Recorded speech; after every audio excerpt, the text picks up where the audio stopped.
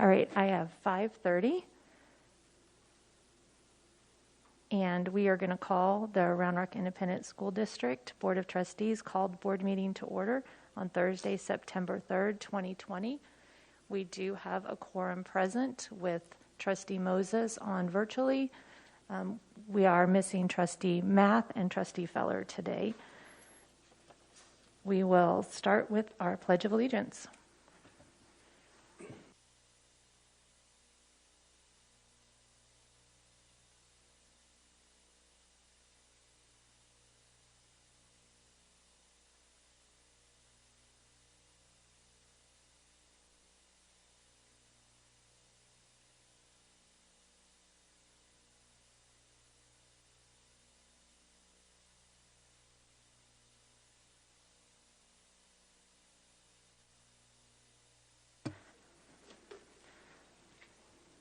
Thank you.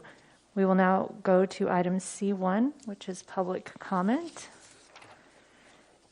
At each board meeting, the board will set aside time to afford the general public an opportunity to speak on items on the agenda. Concerns or complaints regarding specific individuals should not be raised in public forum. They should be considered separately according to applicable board policies. The board requests that comments, whether positive or negative, be courteous and respectful. I would like to remind the viewers that the comments of the speakers reflect their own positions or opinions. Each speaker will be given 2 minutes to address the board. Mr. Chadwell will be the designated timekeeper, and he will hold up your phone when you got 30 seconds left. And our first speaker will be Angie McDaniel. Oh, okay.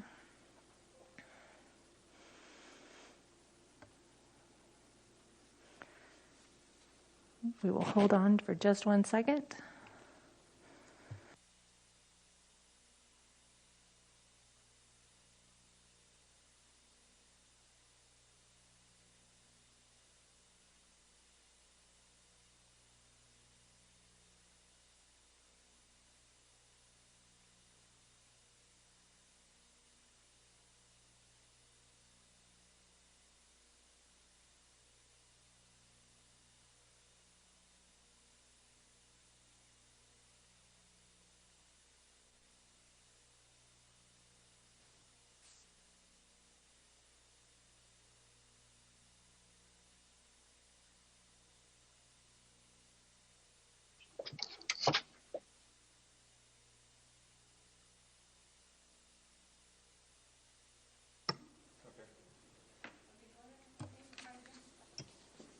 Okay. Can everyone hear us now? All right. Our first speaker is Angie McDaniel.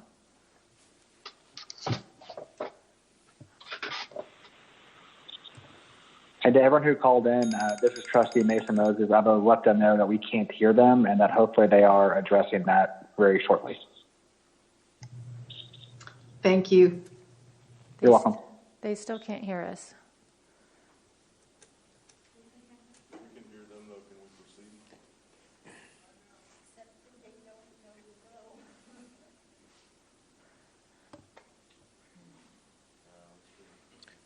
proceed? Mason, you can't hear us? Try now, Mason. Can you hear us? Anybody? There we go. Now I hear y'all. Thank y'all so much. Okay, I'm going to go ahead and reread the citizen participation script real quick, since we were not, I guess sound was not going through a minute ago. At each board meeting, the board will set aside time to afford the general public an opportunity to speak on items on the agenda. Concerns or complaints regarding specific individuals should not be raised in public forum. They should be considered separately according to applicable board policies. The board requests that comments, whether positive or negative, be courteous and respectful. I would like to remind the viewers that the comments of the speakers reflect their own positions or opinions. Each speaker will be given 2 minutes to address the board. Mr. Chadwell will be the designated timekeeper, and he will hold up his phone when there is 30 seconds left in your time. Our first speaker is Angie McDaniel.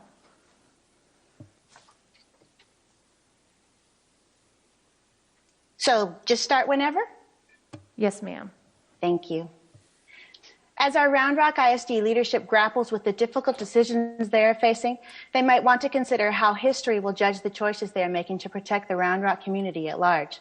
I hope that in the future, we will all look back and view directives which were based on the best scientific information available at the time. It is likely that in retrospect, we will see a pattern of divergent courses of action because of the unpredictable nature of this virus. But we will see that our leadership's trajectory was firmly set on preserving the health of the families in our district. I anticipate that our leadership will have used history as a teacher, not only researching patterns in pandemics from the distant past, but also referring to recent events and realizing that we are not to be excluded from the inevitable spread of this potentially deadly and erratic disease while it exists at dangerous levels. I trust that our leadership will have foreseen as many of the implications of their actions as possible. They will have considered that everything is temporary, and by exercising patience and consistency, our community will come through this trial sooner and stronger, knowing that our leadership had our best interests as their top priority. I know that our leadership will have come up with innovative solutions to help our most vulnerable populations. They will have tapped into the intellectual capital found in the teachers across the district, finding solutions to problems that are based on practice. I expect that I will be proud that our leadership did not simply choose a side in this predicament where division creates dangerous chaos. They will have pushed personal opinions aside to seek the facts and reclaim jurisdiction in pandemic-related matters to institute safeguards that encompass and guide all of the diverse responses that exist on our campuses. I feel confident that our leadership will have anticipated and acknowledged that the sudden switch to virtual instruction due to quarantine would be a logistical nightmare for families who must care for their children.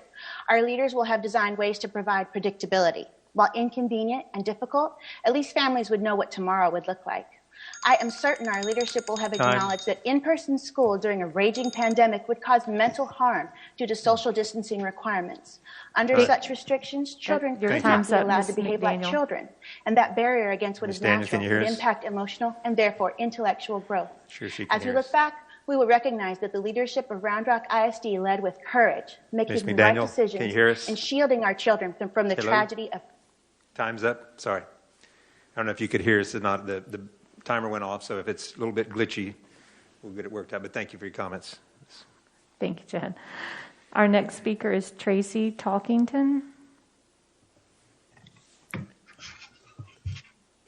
Okay, thank you. First off, I want to thank our school board and our teachers for working tirelessly to implement a great program for online learning. I see this as an amazing opportunity to allow students and parents the flexibility to learn the way that is best for their family now and in the future. Having a blended model that allows students and teachers to flex in and out as needed is something to be proud of, and something I think adds great value to our schools. To the parents that are loving online schooling and wanting to continue learning from home, you won. You've won your right to continue doing so for at least the rest of the year. I'm so glad that our ISD has come up with something that works for your family. You won. Now, what about the rest of us? Knowing that you're set for the full year if you want to be, why are you fighting those of us that are still searching for the best options for our kids? Teachers, please know that I absolutely value the role you play in my child's lives. You are vital. I respect the fact that some of our teachers should not be in our classrooms right now, and I believe our school administration and the systems in place can accommodate those teachers. As a lower risk, healthy person, I would absolutely be in your classroom in person every day. I promise I'm not asking you to do something that I wouldn't do myself. Our school board and Dr. Flores, to you, you should be proud of the model you have created. It is great for students that choose online learning. I beg of you, give the rest of us live in-person teaching options.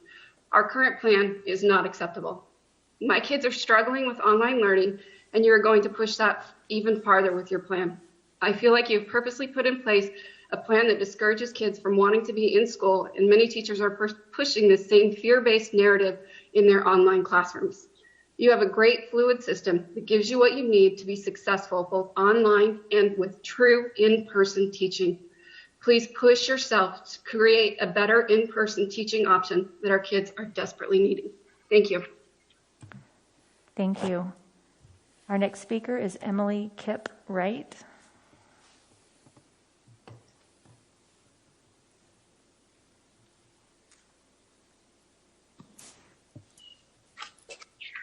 Hi there, my name is Emily Kipp Wright, and I am a mom of 4 Round Rock students, past and present, current, Anyone who has taken Psych 101 knows about Maslow's hierarchy of needs. This is something that I learned when I started my path towards being a professional counselor. There are 5 levels, and without these needs being met, one does not function or perform well, if at all, in society. Virtual learning is falling short of what our children need to survive. Resources, safety, friendship, connection, just to name a few. I have a very wide variety of clients, but what really scares me is the high-achieving, active, straight-A, level-headed, involved kids who are showing up in my office with suicidal, homicidal, delusional thoughts, eating disorders, low self-esteem, self-harm, the list goes on. Remember, when we were preaching less screen time, look up, live your life, not someone else's on social media. Now we are making our kids sit in front of a screen for more than 8 hours a day for school. This is insane. It has caused a mental health crisis. My 12-year-old client says it best. Our response to COVID is hurting us more than COVID itself. Fear is very powerful, but knowledge can win over fear every time. These are the most important learning years of our children's lives. We are depriving them of the education that Round Rock ISD is known for. Virtual learning is appropriate in certain circumstances, but absolutely not appropriate or healthy for school-aged children. I beg you to consider the ripple effects of our kids not going back to school in person. School is where they learn multiplication, to read and write, chemistry, but it's also where they learn about relationships, how to communicate, connection, teamwork. They gain self-esteem. They're challenged and pushed by their peers. They are seen and heard and protected. Domestic violence reports are down, but this is only because the mandated reporters are not at home. Time, Ms. Wright. Suicide attempts at my office alone since COVID, out of my 50-plus clients, Thank you. I have had 6. Thank you. 6. 2 homicidal situations, and every single time I have asked why. It goes back to quarantine, isolation, Wright. no connection. Not sure. Thank you. We're trying to keep on schedule here. Thank you. Our next speaker is Megan Doherty.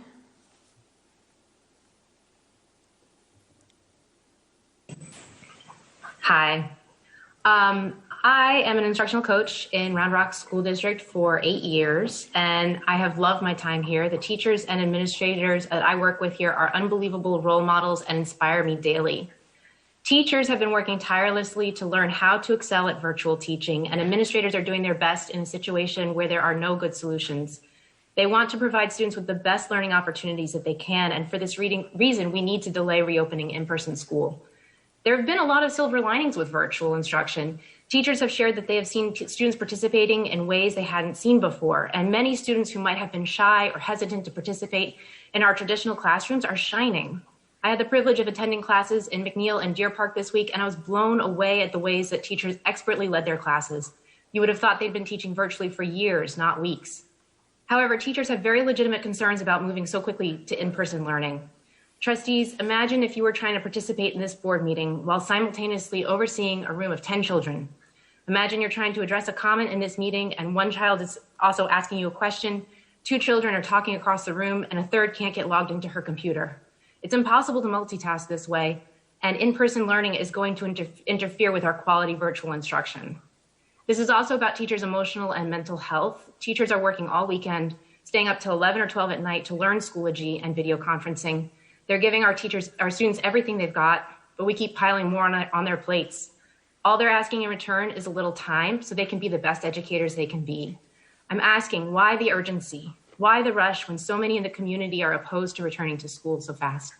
We've been told that the board can extend virtual learning up to 4 weeks. Why aren't we using all the time that we have at our disposal?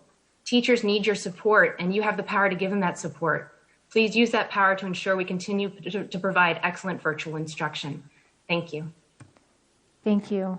Our next speaker is Brian Parker. Hello. Good evening, esteemed board members and Dr. Flores. I am the 11th grade English team lead at Cedar Ridge High School, a teacher of 15 years, 10 of those years serving Round Rock ISD. Last week, I mentioned the spread of coronavirus via aerosols, but I want to be more clear. An August 25th article published by Time magazine, written by Jose Luis Jimenez, a chemistry professor at UC Boulder who's highly cited in the field of aerosol research, discusses the importance of aerosol spreading. This is not the droplet spreading of someone sneezing or coughing. Aerosols, 800 times smaller than the width of a hair, are produced simply by breathing or talking and can float in the air for hours. To illustrate, Dr. Jimenez, a man after an English teacher's heart, provides an extended analogy of a room filling with smoke. Imagine sitting in a classroom with someone smoking a cigarette. At first, sitting at a distance may prevent you from inhaling smoke, but eventually, certainly if you are contained there all day, the room will fill up with smoke. It will get behind face shields, inside masks. Truly, there is no real escape. Understanding aerosol spreading explains how so many people have contracted coronavirus, even when taking precautions, and the recurrence of super spreader events where almost everyone in the same room has become ill. Speaking of data, we hear frequently about data-based decisions as teachers. Across our district, the average is about 30% of learners who have opted to return to campus. Not a single campus has a majority who want to return to in-person learning. Adding to already stressed teachers' duties, the responsibility of monitoring these students means that teachers will have less emotional capacity and actual time to meet the needs of their learners. So to recap, to accommodate just 30% of learners, we are sacrificing the quality of learning for all students. That is not what's best for learners. We continually hear that in-person is better than online, but that's a superficial statement because learning in person right now is not the learning we knew before. I strongly believe that online learning is more effective than socially distanced learning. After all, it is the socialization and human interaction that makes in-person learning better. But staying home isn't what's preventing that. Coronavirus prevents that. I've heard so much about student choice and parent choice, but I would implore you to listen to teachers who are the real experts on our classroom. I would ask you a few questions to answer directly. Harper. What is the benefit to learners for returning now? How will Mr. Parker, teachers it's 2 realistically minutes do this tonight. dual job? And our campus is truly prepared to protect teachers and students. Thank you for your time. Thank you. I don't think they can see me is what, We don't have the time have cards. the And time I'll just cards. remind all the speakers, we do have just 2 minutes tonight. So our next speaker is Glenn Clark.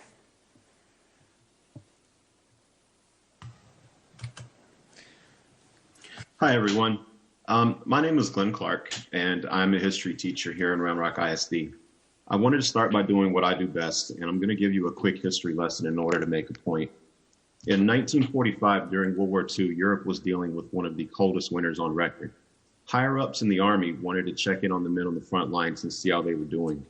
A high-ranking commander met with soldiers of Company K who were fighting a bit of a battle against the enemy and against the cold.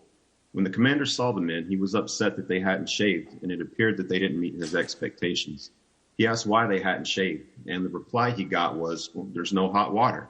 Seeing an opportunity to teach them, he said, look, if you would just save some of your coffee in the morning, you can use that coffee water to shave. One of the men stepped over to a snowbank and grabbed the coffee can that had been delivered to him that morning. He shook it. The can was frozen solid. The commander realized that while his intentions were good, he lacked the proper insight because he wasn't the one on the front lines. I'm speaking to you today to point out this very fact.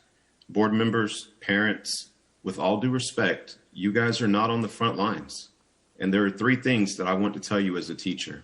1, you don't know what's going on unless you are in the campus and in our classrooms. 2, it's really hard to tell your boss, the board members, and parents something that they don't want to hear. I'm going to tell you that kids coming back to the setup that we currently have is not what's best for kids. 30 seconds. And 3, please accept that what you think and you expect to be happening with this return to school is not the reality on the front lines. The teachers, we will rise and we will find a way to teach regardless of whether students are in class or not.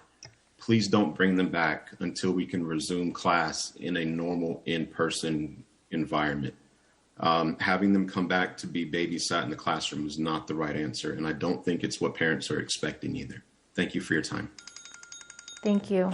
Our next speaker is Kristen Buchanan. Okay, thank you for letting our voices be heard tonight. My name is Kristen Buchanan, and my daughter was a first grader at Old Town Elementary. We decided to pull her last week after the one-sided decision and discussion.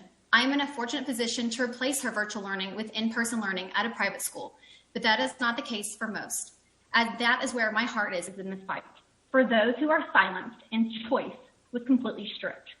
I was going to come here with a pre-written speech full of statistics in favor of back in-person schooling, But clearly, analytical data isn't what anybody truly wants to look at. So instead, this comes from my heart.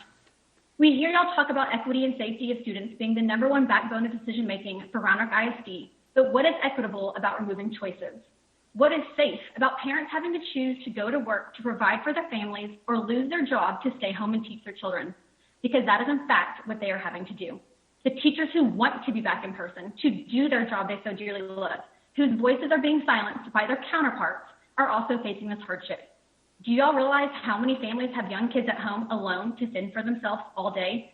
Single parents who have no choice but freedom so they can continue to pay their bills and provide for their children. Doesn't sound very safe to me. This one-size-fits-all stay-home virtual plan isn't working for the 63% of parents who voted for their kids to be back in person, alongside with the 68% of staff who also voted to return. My job isn't to deem what is safe and appropriate for your family, so quit trying to do that to mine. Thank you for your time, and God bless. Thank you. Our next speaker is Austin Dixon.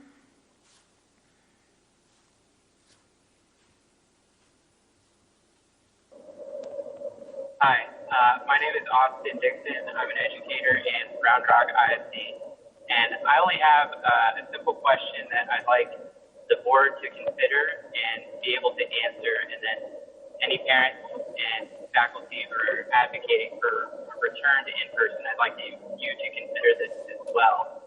What is the worst case scenario that you can imagine happening after a return to in-person? Because a return to the worst case scenario that we can imagine is what we need to be able to be held responsible for.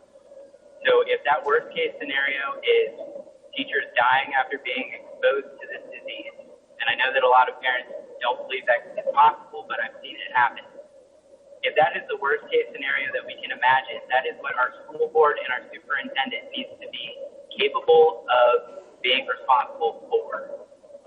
Our best case scenario with the return to in-person learning is some of our best teachers are going to resign, people are going to get sick, and parents are going to be frustrated with the results of their virtual learning. This is not the time to be returning to in-campus or on-campus learning. We should be staying with remote learning until we have this pandemic under control. Thank you for your time. Thank you. Our next speaker is Amber Farrell. Amber Farrell.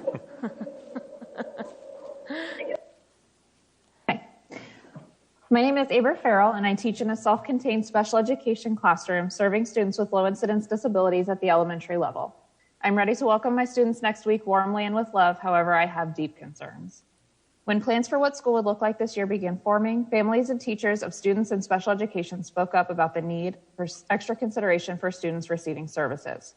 It was decided that students in LID classrooms would be invited back to campuses 4 school days before their peers, and it would appear that's where the consideration stopped.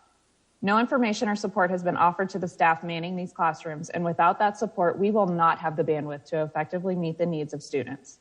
By asking us to teach virtually and in person simultaneously, you are asking us to do the impossible.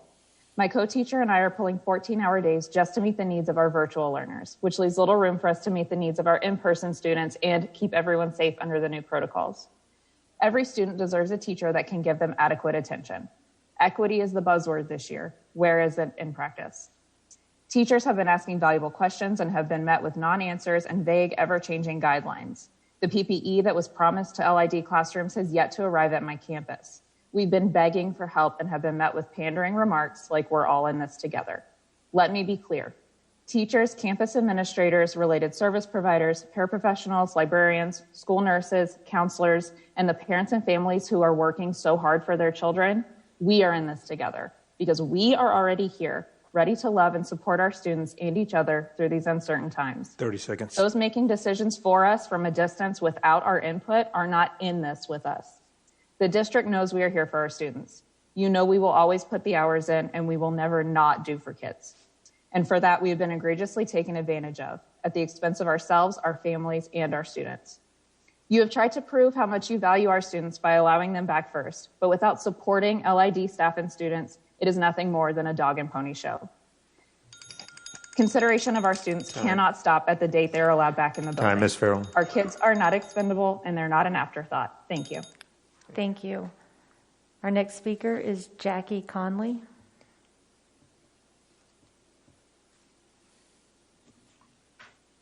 Hi, I'm a self-contained teacher at an elementary school. I made myself a promise when I began teaching that I would always advocate on behalf of my students and be their voice. Now is the time to keep that promise. My students are amazing. They show up, they work hard. They rise to and exceed expectations daily. They thrive in the virtual learning environment, making connections, building friendships, interacting with staff and peers. I know virtual is not perfect, and I know how badly I want to be back in the classroom with my students. I also know that there are unanswered questions regarding safety procedures as well as PPE and other equipment that has not yet been delivered to our unit. I need my students to be protected, and I need to know that Round Rock ISD has a solid plan for us. Students in self-contained units are some of the most vulnerable due to underlying health conditions, inability to wear a mask for medical or sensory reasons, and exhibiting behaviors which require extremely close proximity to maintain safety. I will not have easy answers when my students in my class who have built relationships with their gen ed peers ask why the rest of the school is empty and why they have to come back before any of their friends are here. This is not the least restrictive environment, as they will not have access to general education peers and friends for almost an entire week. If our students are general ed first, which they are, then why are they being treated differently? We are self-contained teachers are being asked to teach both virtually and in person during the day. We will add to the already long hours of our day to develop appropriate plans both digitally and in person. We need, for equity purposes, dedicated face-to-face and virtual teachers for the LID program, the same way that general education teachers plan to do at an elementary level. Please start supporting our self-contained units and join us in the fight for equity and equality of our special education students. They deserve the same high-quality education their peers are receiving. We are Round Rock ISD. We are one family. Please do not allow our students to be on the front lines. Time. They are too precious to risk. Thank you, Ms. Conley. Thank you. Thank you. Our next speaker is Ariana Sanjar. Hi, can you see me? Yes. Okay. My name is Ariana Sanjar, and I'm the art educator at Voight Arts Integration Academy, as well as an alumni of Round Rock ISD schools. I've grown up here, my family is here, my life is here. I'm speaking tonight to urge the board to vote to extend virtual learning 4 more weeks. I understand this is not an easy decision. I know and share the challenges with virtual learning and the desire to return to some sense of normalcy. But we are not alone in this struggle. As a nation, we will be experiencing and solving the current and future challenges we face together. And in listening to the profound words of my fellow educators, I know once it's safe, we are up for the challenge. A concern I have with going back now, specifically for educators in the district, is the current inconsistency and inequity of exposure levels as it varies campus to campus, and the fact that some teachers are teaching both synchronous and asynchronous classes.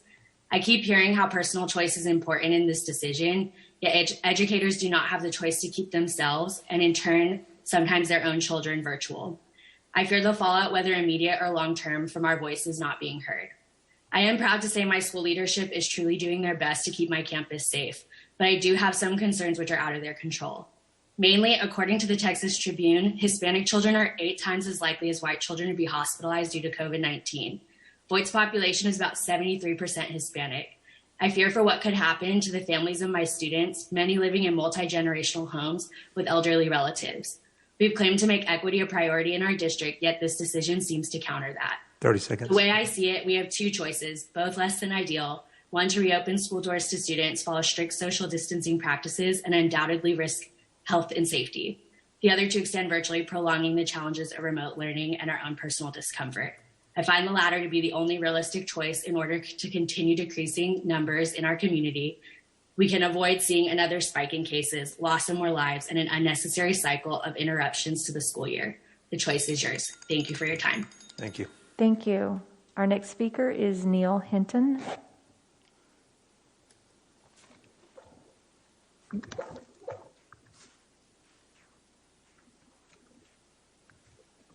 Hi, can you see me? Yes. All right, great. Good evening, Dr. Flores and Board of Trustees. My name is Neil Hinton. I'm a teacher in Round Rock ISD.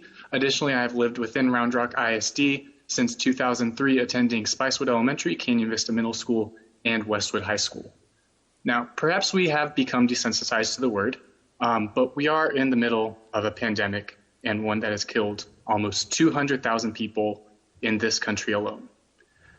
I am very concerned that this board's haste in opening schools will kill or seriously harm us, and I hope some of you on the board are concerned about that as well.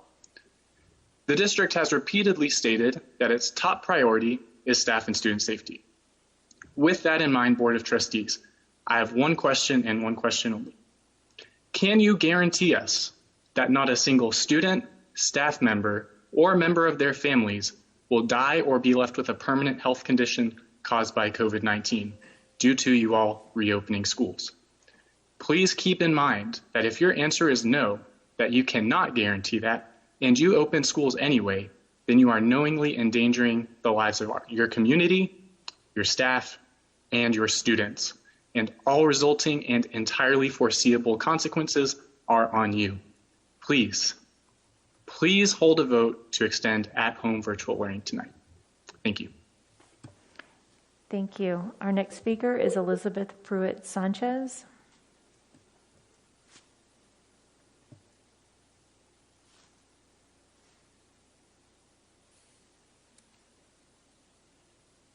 Hello, my name is Liz Sanchez and I'm the parent of a third grader in Round Rock ISD.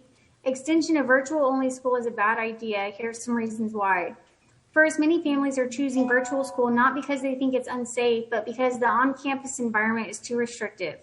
63% of parents opted for on-campus learning before it was revealed that on-campus would remain virtual. Second, there's many students performing their school day in virtual learning camps, YMCA, and daycare. In fact, this district even advertises them. They've been participating in these activities without issue from coronavirus. How is school so different? Third, virtual school is having a negative effect on children. Dr. Scott Atlas, a White House advisor and coronavirus task force member, stated, the harms from not opening schools to children are enormous. People's reading levels have dropped by 30%. Math levels dropped by 50%. Fourth, virtual school is not equitable. Those with more than one child, single or both working parents, can't manage the 8:30 to 4 p.m. school day that we have at our dining room table. Fifth, children are not meaningful vectors of the coronavirus. Dr. Atlas added, we are the only nation hysterical about opening schools that seem to be willing to sacrifice our children out of our own fear, and that there's less risk of child to adult than adult to child transmission. Lastly, virtual school is unsafe for a variety of reasons. Since mid-March, we have seen statewide decline in the child abuse cases being reported. Officials with the Texas Department of Family Services are very concerned about students not being on the radar of the mandated reporters in our schools. 30 seconds. This is what should keep our leaders up at night. We need our amazing teachers now more than ever in their traditional role. Those that want virtual education are already guaranteed that right all year by the TEA. We deserve equal rights to legitimate, unplugged, on-campus choice as well. Thank you for your time. Thank you. Our next speaker is Suzanne Allen.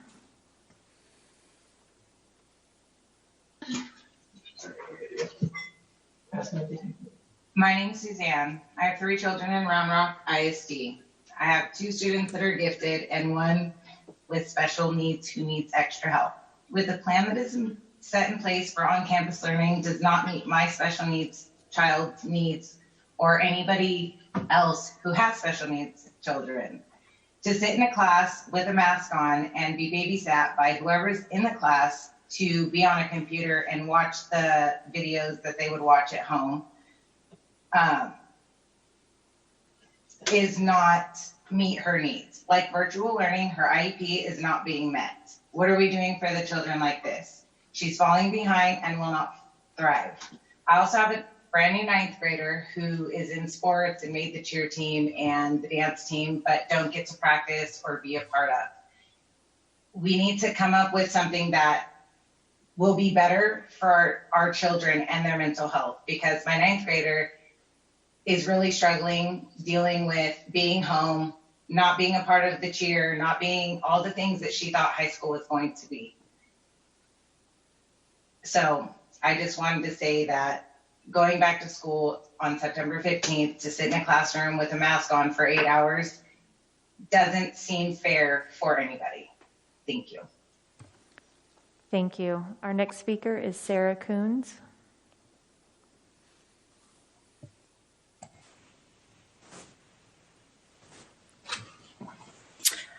I'm a proud staff member and parent of Round Rock ISD. I am the instructional technology specialist at Fern Bluff, and I bring my 4th grade son to school with me. I love my job. I look forward to going to work. Has it been harder this year? Absolutely.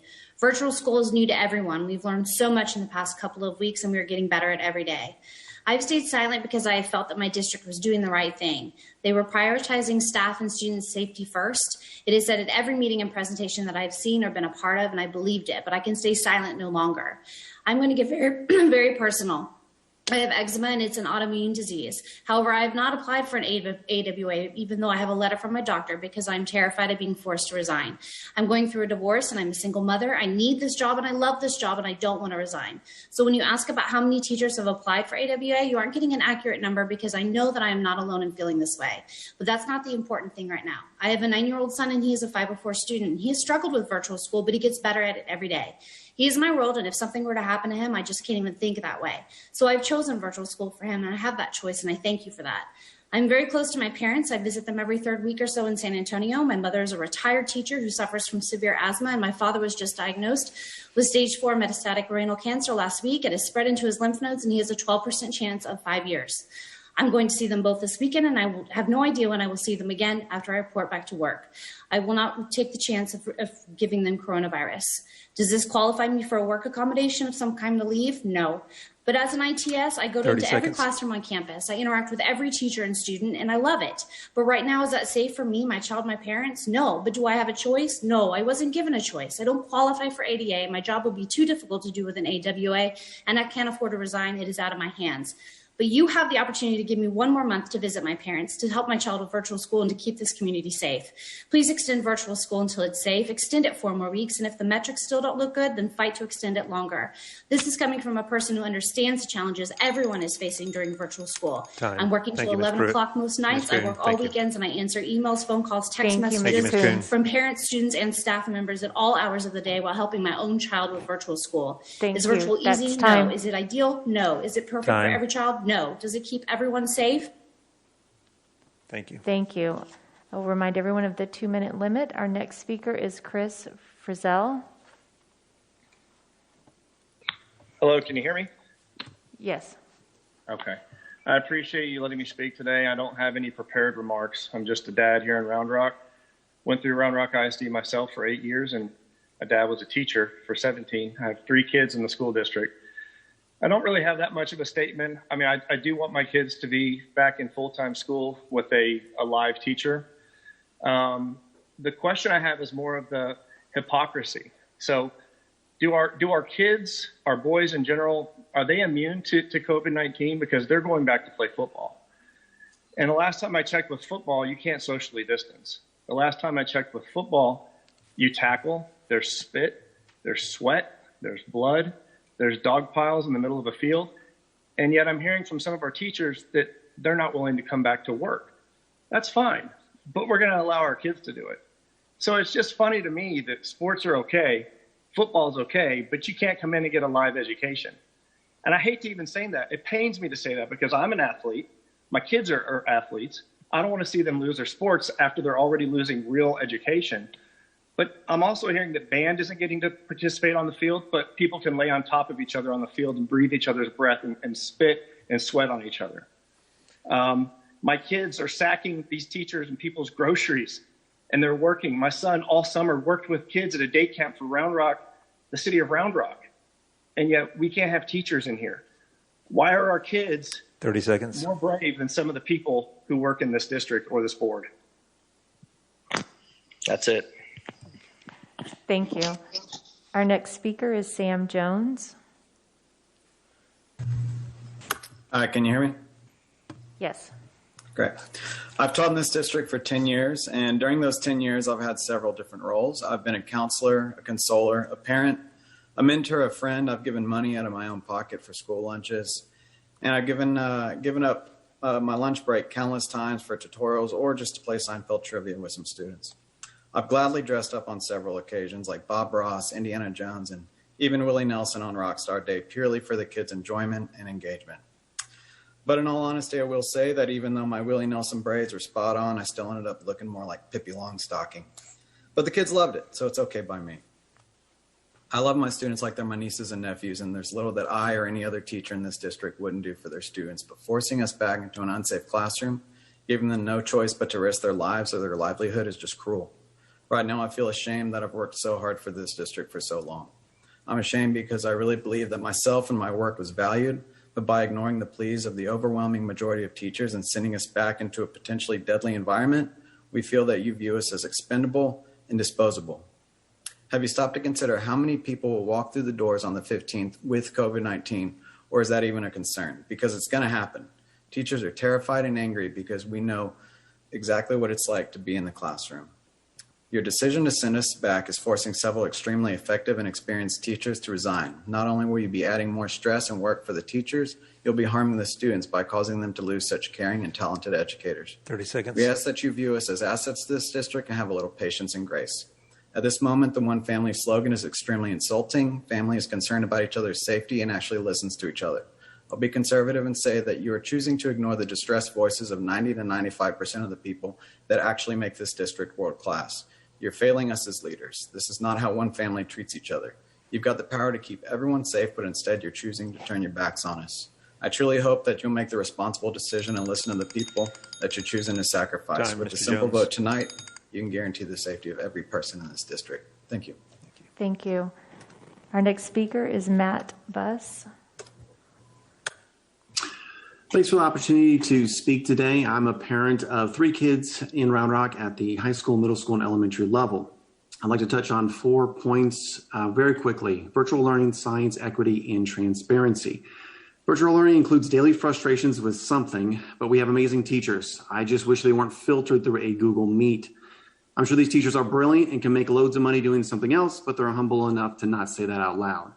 The CDC and the American Pediatric Association has stressed the importance of in-person learning. The educational gap created last year is going to continue to widen. In private and charter schools, students are going to far surpass students in Round Rock ISD. Looking at the science, per the CDC, 0 deaths in Texas from anyone under the age of 15 related to COVID. Only 27 deaths this year from 15 to 24-year-olds. The average age of COVID deaths is greater than 70. The flu is more dangerous to young people, but we don't shut down schools. Williamson County Health District, okay, so health numbers in Williamson County. Currently, only 137 active cases. Only 1.2% of the total population of the county has been affected. Current infection rate's only 4 cases per 100,000. Current 7-day positive rate is at 5.8%. Science says go back to school. There's a lack of equity between groups of students. Football and other sports are allowed to practice and meet, but band and fine arts are not. Apparently, the virus can't get through a face mask on a football helmet, but it's going to shoot out of a trumpet. Or maybe we're just waiting for those extra large masks to fit over the tuba bells. 30 seconds. Leander, Liberty Hill, Lake Travis, Hutto are all going to allow students in person to move throughout the building with minimal restrictions. Austin ISD is going to allow students to move in their buildings with limited restrictions when they do return. Transparency. Parents still don't understand that the change in location is not a change in education. This is in-school suspension when you send kids back. The district needs to be clearly communicating at each level what school will look like. The recent YouTube video is still too vague. Time. Initial polls showed 63%. Thank you. Thank you, Mr. Buss. Thank you. Thank you. Thank you. Thank you. Thank you. Thank you. Thank you. Thank you. Thank you. That was unfortunate. Our next speaker is Tammy Conrad.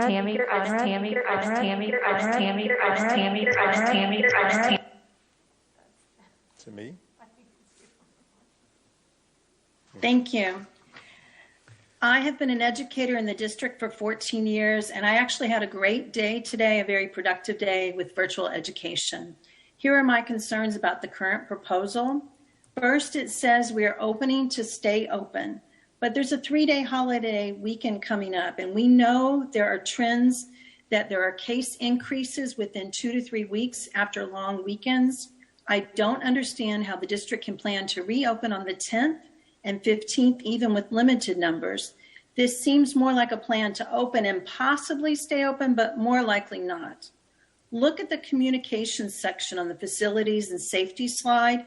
If we have weekly trainings and 33 slides to go over about what to do about COVID outbreaks, it doesn't sound like to me, that sounds like it's too early to return to campuses. And so far, I haven't seen anything about offering staff COVID testing. This is why I respectfully request that the board vote to request a waiver from TEA for an additional 4 weeks of virtual-only instruction. This allows the district to adjust planning based on potential surges and is a better option if we are planning to stay open. Secondly, last week, Dr. Presley answered a question about why 100% of teaching staff had to go back to school if only 30% of students on average were returning. He said it was to provide equity. He doesn't seem to understand the difference between equality and equity. My students do. They know equal may be the same, but not necessarily fair, since that may not be what's needed. If we have enough staff volunteering to work face-to-face to cover the number of students returning, why would we force all staff to return, putting more in jeopardy needlessly? Please provide real equity where everyone gets what they need. Thank you. Thank you. Our next speaker is Parker Bradley. Hey everybody, can you hear me and see me? Yes. Hey, great. Thank the board for the time for public comment. I don't have much prepared, but not a educator or anything, just a dad in Round Rock ISD. I've got 2 kids, 7th and 9th grade. So as I'm listening to all the speakers and sort of taking this in, this being my first board meeting to comment on, I think it's clear a couple things jump through. I mean, these are incredibly difficult times for all of us, whether they be educators, the board, parents, children, the community. But from a parent standpoint, as you've heard already, virtual learning is suboptimal. It is certainly a difficult thing, not for the fact that kids have to be home, but the lack of development. I worry about their mental aspect, especially my freshman in high school, frankly, and some of the things that she said. These are great students. We're very lucky. We're very fortunate and blessed, but it's extremely difficult. And what I'm hearing, frankly, is that we need a much better plan. I understand it's difficult. I absolutely feel for the teachers and everyone involved, but taking the 4 weeks for us as a parent is not something that we're opposed to. What we want is a clear and concise plan, and looking through all the documents, looking through everything. There's a lot of TBD. There's a lot of inequity between fine arts and football and things like, hey, I'm a lacrosse player from Texas A&M. I'm big on sports, but if you're not going to bring the same kind of equality between fine arts and sports, that's one small example, I understand, but it just goes to the lack of organization in the plan. And it's something that concerns us going forward. Not to say that COVID-19 is not obviously an extremely serious event, but we look to you, our leaders, for the guidance and for the planning for that. And taking the 4 weeks to come up with a better plan is what I would highly recommend. Thanks. Thank you. Our next speaker is Paige Crane. Hi. I'm here to request that you call a vote to extend virtual learning. I have done so many drafts of this speech, but I couldn't get it right because I was addressing you, the board. You see, the problem I kept running into was deciding which of my data-driven arguments would convince you. Is it the resurgence we're seeing all around us that will begin to show up in our APH numbers? Is it maybe coming to you as a parent, since it seems like the teachers aren't being heard? What is the best approach for a panel where the majority haven't even opened my emails? I don't have that convincing argument for you tonight because there isn't one. This right now is just procedure, and you have already made up your minds. So instead, I would like to acknowledge the educators that are desperately seeking someone to hear their need for safety, but will not be speaking tonight for various reasons. Many would like to share that while our students have a choice, they don't, and would explain the many issues we foresee going wrong, but a majority fear repercussions for sharing their opinion, and they love their job too much to lose it. Many are unable to share tonight because their stress level is so high that being vulnerable in front of you would break them, and others who feel like if they get too outraged by the political nature of these decisions. There are many who are not supportive of returning, as your data shows, but don't want to speak because they are worried that their students may hear and feel like the teachers don't want to teach them. Students, that is not the case. You know I love you and I love your faces. So the reason I personally haven't resigned is because I love this job, but also because as a teacher, I have been able to apply for a transfer within the district for my son. Every single teacher, staff, and admin at Laurel Mountain has worked with him and changed his life at just 5 years old. His kindergarten teacher may have had more of an impact on him than any other person in his life and restored a hurt self-image. She will continue to change lives for years. This is what teachers do. When did we lose sight of that? When did we decide that those voices shouldn't be valued? So teachers, thank you so much. Not that it does much, but I see you and I hear you. Good luck to all returning, and I'm so sorry. Thank you. Our next speaker is Kelly Cox.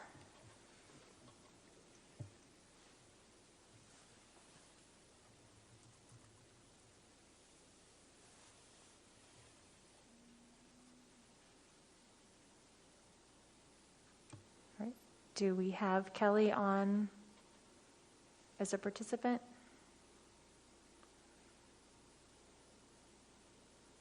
All right, I don't see her name, so we will go to Nicole Muirhead.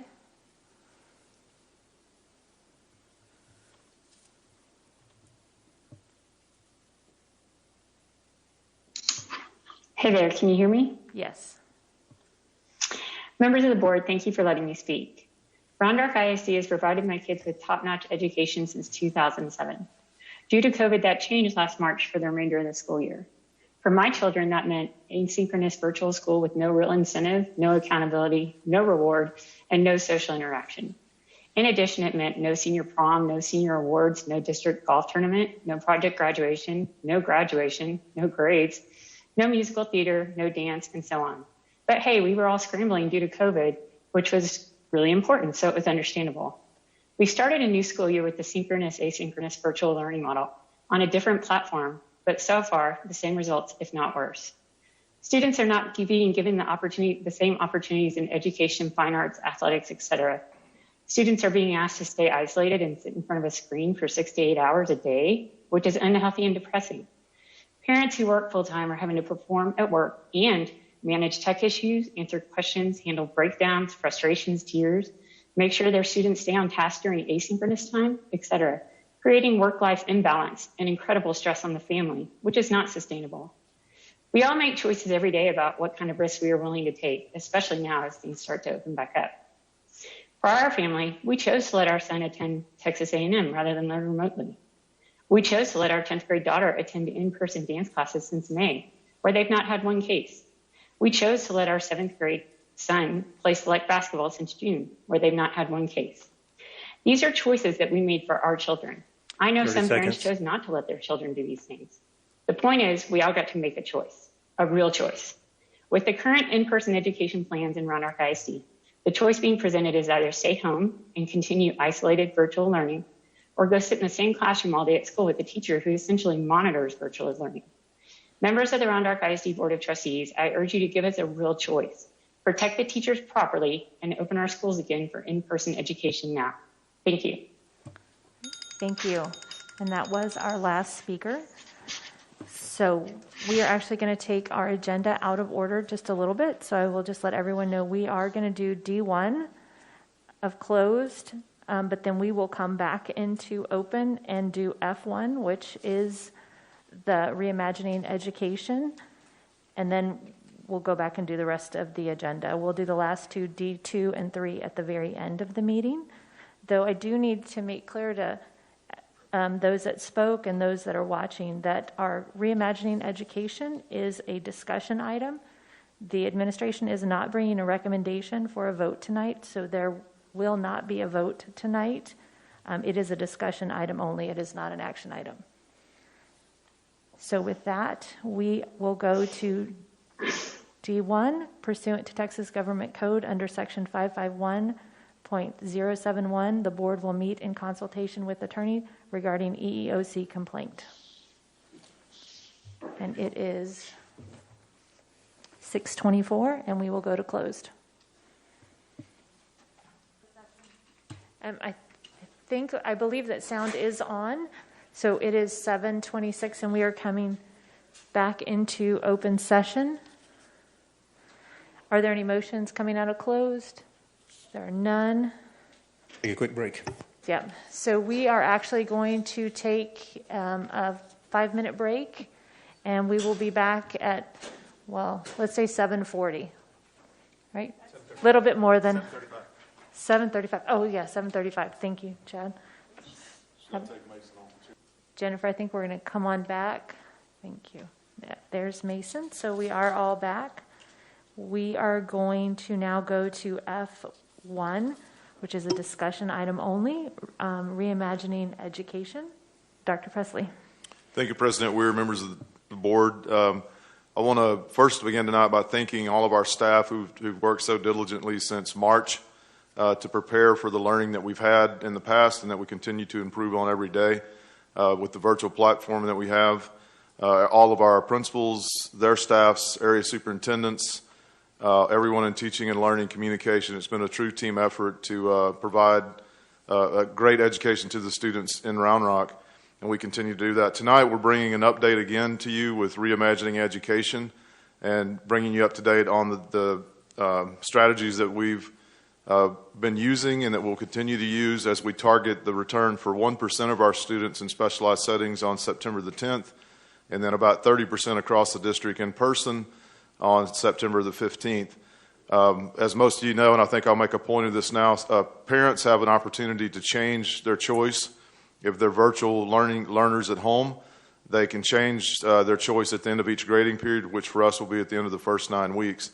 And students who have chosen in-person learning, who return to school on September the 10th and September the 15th, can go virtual anytime that they would like. So you can't go back and forth, but you can always go virtual if you're in person. And I think that's a real important thing for our parents to understand. And but students who have chose in person for the first grading period will be needing to remain, virtual for the first grading period will remain virtual until the first 9 weeks is up. So we'll have a process in place. We'll communicate of how parents switch if they've changed their family's choice at the end of the grading period. And so that'll be discussed more later. So with that, I'm going to turn it over to Mandy Estes, our Chief of Teaching and Learning, to start the Reimagining presentation for tonight. And Jennifer, if you can bring up the slides for us, please.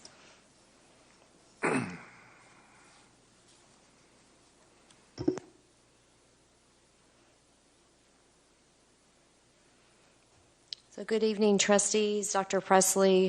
You heard from a number of speakers tonight, and this is truly an issue that weighs on everyone's heart. We want to do the best that we can by everyone, and everyone has greatly different opinions on this. So we appreciate your support during this time as we are reinventing education in the district and all around the world. So we are bringing this update to you tonight, and I believe we're on tap to bring one again in the regular board meeting in 2 weeks to keep you up to date on all of the COVID plans that we are making. So Jennifer, if you'll go to slide 2, please. So you saw this slide in the last COVID update, and again, just a quick reminder that it is our intent to serve our students with the greatest need as soon as possible. That second bullet is one that we've spent an exorbitant amount of time discussing as a staff. We not only want to open, we want to do so in a way that allows us to stay open. We don't want to get caught, if at all possible, in that cycle of open, close, open, close. We also want to limit capacity to make sure that we allow for that social distancing and keep everyone safe. We also will be implementing and refining, as you know, new protocols. And just as with virtual learning, we'll get better at those as time goes on. But we're going in very intentionally with, and Sharon has provided you much information about that with directional signs, with PPE, et cetera, plexiglass. And so we're trying to get all of those protocols refined and ready to go. And then lastly, as I said earlier, of course, supporting family choice. We really feel that's very important. Families feel very differently about this situation. It's very personal, and the decisions we feel need to really rest with the families for what's best for their child. Next slide, and this too is a repeat of our phases. Again, a quick recap. Phase 1 began on August 20th when we opened with virtual. We did have a few hiccups, but really not too many, and we ironed those out pretty quickly. and we continue to get better and better at that. Phase 2 began on will begin on September the 10th, and we're really excited to welcome back our students who are served in those self-contained settings. And this is a real opportunity, in my opinion, for the students in those settings to come back without others in the building, learn the routines without the stress of other kids being present. And for the kids in those settings, I think that's going to be a real advantage to come into the building and get accustomed to the classrooms and the routines before others enter the building. You have to remember they've been out since spring break, and so this will be a bit of a transition. And then phase 3 will begin on September 15th, a few days later, as noted earlier tonight, when we welcome back all of those who chose on campus. And then phase 4, that one's the one that we're all eager to get to. And of course, as time goes on, and we know we're in a good place now with the disease activities, seems to be under control and declining.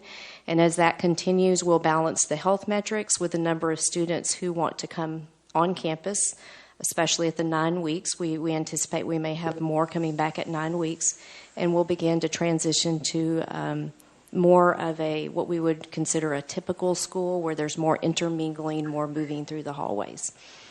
And with that, I am going to turn it over to Sharon Wilkes, and she should be on your screen, or she's on my screen. You can't see her there, but Sharon, I'm going to turn it over to you for the next 2 slides. Sure. Good evening, President Weir, Dr. Presley, and members of the school board. I wanted to provide you with an update regarding the work that we've been doing to communicate, prevent, mitigate, and respond to the virus. We provided a consistent training for staff and students. The Google Slides that were provided to administrators, directors, and COVID contacts, there were 33 slides. 8 out of the 33 slides were customizable based on specific campus or department needs, such as arrival and dismissal procedures. Included in this training was a video with information regarding the cleaning supplies that all Round Rock ISD staff have in their classrooms and how to use them. In addition, this video also demonstrates what custodians will do to clean each day and the difference between cleaning and disinfecting. We also have had some pre-screening protocols. Our athletes have returned to campuses for strength and conditioning and weight training. We have amazing athletic trainers, and they've been using a software program for pre-screening our athletes, and that has really taken off with the pre-screening processes that we have for students. If you'll go to the next slide, I'd like to talk to you about the PPE distribution. PPE lists have been distributed to campuses with a system for ordering more. There are specific personal protective equipment that TEA has deemed as necessary by distributing them to all Texas schools. And these include adult reusable and adult disposable face masks, youth reusable and youth disposable face masks, and adult and youth face shields, thermometers, disposable gloves, hand sanitizer, and disinfectant. We have all of those in our classrooms, with the exception of youth disposable face masks and youth face shields. And we are working on getting those very, very quickly through TEA and Region 13. In addition to that, Round Rock ISD has gone above and beyond by providing additional PPE to our staff, especially in our most at-risk areas like the LID classrooms and the nurse's office. We have KN95 masks for our low incidence disabilities staff, and we have N95 masks for nurses. Our disposable gowns have been on order since May, and I want you to know they have arrived, and we now have them, and they will be on campuses by September 9th.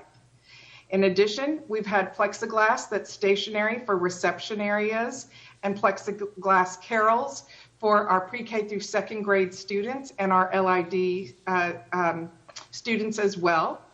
And we have breakaway lanyards for our special education students so that their masks don't fall. Those will arrive September 11th for the breakaway lanyards. And in addition to all of that, we also have resources to mitigate the virus with an additional layer of support. We've contracted with Germ Blast, which is a safe, environmentally friendly, and powerful disinfection service. In addition, we have sanitizing wipes, hands-free sanitizer stands in the commons areas, wall mount dispensers, hallway floor directional decals, hallway floor spacing decals. Our cafeteria table decals will be on every campus by September 8th. We even have a floor finish with Microban that we are using, our custodians are using on all of our floors, that helps bacteria and mold and mildew be resistant to those things, and it lasts longer. It helps things stay cleaner and fresher and last longer than untreated surfaces. In addition, we have disposable stethoscopes, a pulse oximeter. They're all on their way, arriving before September 9th. And we have HEPA air filters. Our HEPA air filters for some of our most needy areas are arriving tomorrow. In fact, we've had confirmation on all of that. At this time, I'm going to turn it over to Terry Wooster. Thank you, Sharon, and good evening, President Weir, trustees. I have 2 slides, and these slides are slides that are related to just a matrix of student and different populations within the students.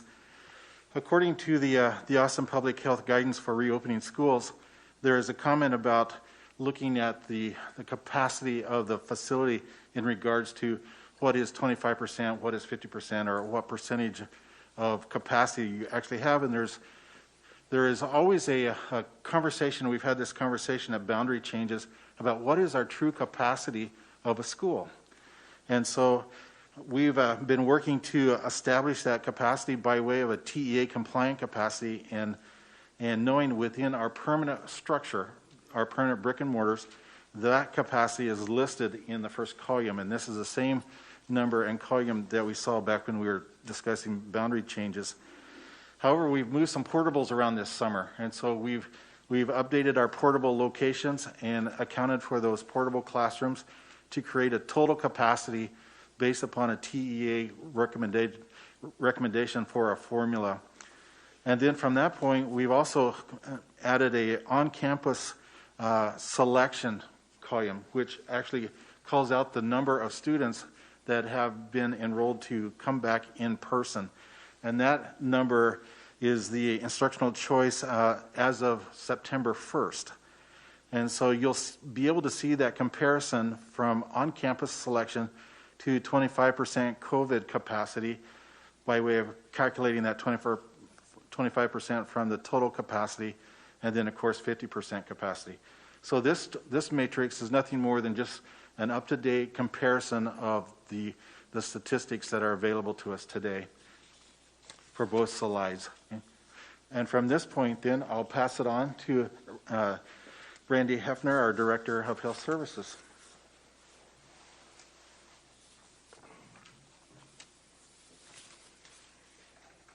Good evening, trustees. Dr. Presley, if we could go to the next slide and the next one after that. Great, thank you so much. So we only have one slide for me tonight. There's not a lot to report other than just to kind of visit about the trends and the different metrics that we've been watching. We continue to stay with phase 3 with the Williamson County chart. It's still in the high substantial community transmission phase. That is, we haven't had enough days for it to move down. We visited about that at the last meeting, but there won't have been enough days passed for us to meet that chart until tomorrow. So we'll see if that moves to the yellow phase tomorrow, maybe. The Austin Public Health still remains at stage 3, which means we can have up to 50% capacity per what Terry was just talking about. The trends in the both counties continue to move in a positive direction. Our positivity rate for Williamson County is down to 5.8. Last time we met, last week, it was 7.1, so that's a good direction. And as far as Austin Public Health goes, we're riding right about 12% for the positivity rate from last week to this week. It's about the same. I'm sorry.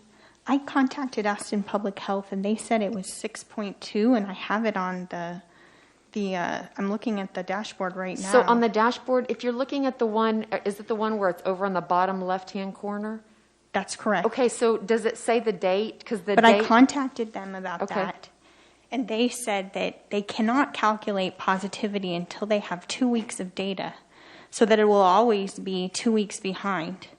Because if you were to go back 2 weeks and calculate positivity, I don't think you would have gotten 6.2. So I just don't know that the way, I know how you calculate positivity on your own, but I don't think that's how they're calculating it. I think that they have, I don't know, I didn't ask the person exactly how it was calculated, but I know that it's not the way that you're calculating it because your numbers don't match with their numbers. Okay.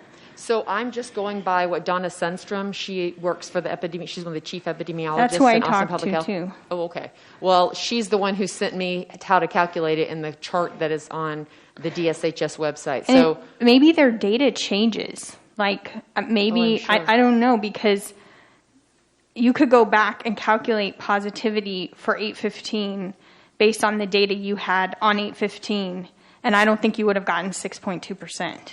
well, I sincerely hope your number is correct because that just lends itself to our argument that we're ready to bring kids back. So I hope that your data is more correct. It's not that I have different data. It's just that she told me that you couldn't even accurately calculate it. They had to have 2 weeks of data. And so that lends me to the question that, okay, they're doing something different than just, dividing two numbers. There's more to it than that. And that is definitely a follow-up question that I should have asked. Like, okay, tell me the process, because I have the email that she sent me. Awesome. Well, I have one too, so we should compare them later. Okay. Thanks. Perfect. Well, I'd love to see yours. Can I continue? Are we good? Okay. Yeah. Fabulous. Let me see. Where are we? Oh, we were just last week, same as last week. We had visited with Williamson County about the plan, and it's the same as last week. They didn't have any extra suggestions to make. They're really wanting to let us know that because they know there's lots of different needs of the different school districts that they serve, and they were wanting to let us know that they were just available to help us make our plans as safe as possible. They have been very, very good as far as communicating with us. I speak with them almost every day. Very good partnership that we enjoy with Williamson County. Is this a time for a question, or are we moving on? Okay, sounds good. I think the next person's going to be Kathy. Okay, Jennifer. So Dr. Flores asked me to speak for just a moment to make sure everyone understood what Thought Exchange is and where the information on this slide came from. So as many of you probably know, it's this unique platform that we have that allows us to pose an open-ended question to the community. And so last week, Community Relations sent out some new information about reimagining learning and asked the question, what else should leaders in Round Rock ISD consider as we prepare to reopen schools? And the exchange just closed today. So I did date stamp this, but I went back in just before the meeting to confirm that this trend is still holding.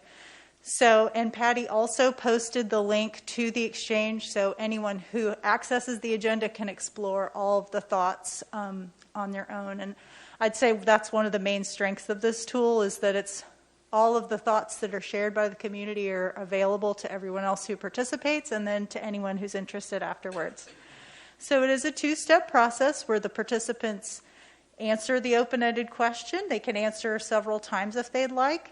And then they move on to a second step where they see other people's thoughts and then rate them to the degree that they, resonate with them on a star scale from 1 star to 5 stars.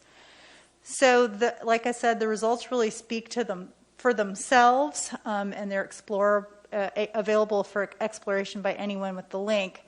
But there are some back-end analytics as well, and that's what you see here.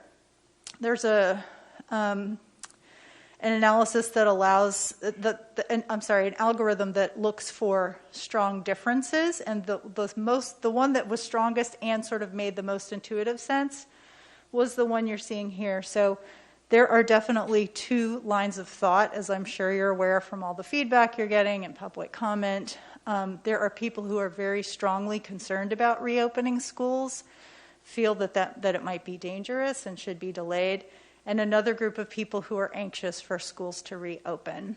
And then I just shared with you some of the top-rated thoughts from each of those distinct groups. Some of the other top-rated thoughts, if you just were to look at the absolute star ratings, were to listen to teachers, allow them a seat at the table with decision-making, concerns that teachers can't teach virtually and monitor other kids at the same time, concerns about the health and safety of teachers, and then requests to keep virtual learning as an option for as long as the pandemic continues. So I think there might be one more slide. Oh, it's Mandy. The very last one. Thank you, Dr. Miller, but I think it's me to wrap up the presentation. So, the last slide, the administration, as everybody knows, leveraged the 4th week allowed by the Texas Education Agency to limit on-campus instruction September 10th through the 14th, limiting instruction that week to students in certain specialized settings that will return on September the 10th. The current plan is to allow all who have chosen on-campus instruction to return on September the 15th. Parents can make a decision based on current health information and the percentage of students returning for on-campus instruction at their child's school. As I said earlier, any parent can go virtual at any time for the remainder of a grading period, even if they've chosen in person. And then the Board of Trustees may take action to request a waiver from TEA, requesting an additional 4 weeks, provides flexibility should health conditions worsen to phase in on-campus instruction at a slower pace. So right now our plan is, once again, students in some specialized settings, about 1% of our district, have an opportunity to return on September the 10th if they chose that, and our parent choice. And then other students, all students who have chosen in-person learning, will return on September the 15th. I will add that, there's been criticism of the way we're returning, but it is a calculated and safe way, the safest way for students to return. A lot of folks are critical of that, but we don't want to start out in a situation where it's free-flowing all through the school, but be very cautious in the beginning until we get our systems down and we learn what works and doesn't work and continue to monitor the health conditions. So that kind of concludes our presentation, and we'll take any questions. I know the team that presented is still here. I guess Sharon's still on as well. We'll be happy to take any questions you guys may have tonight.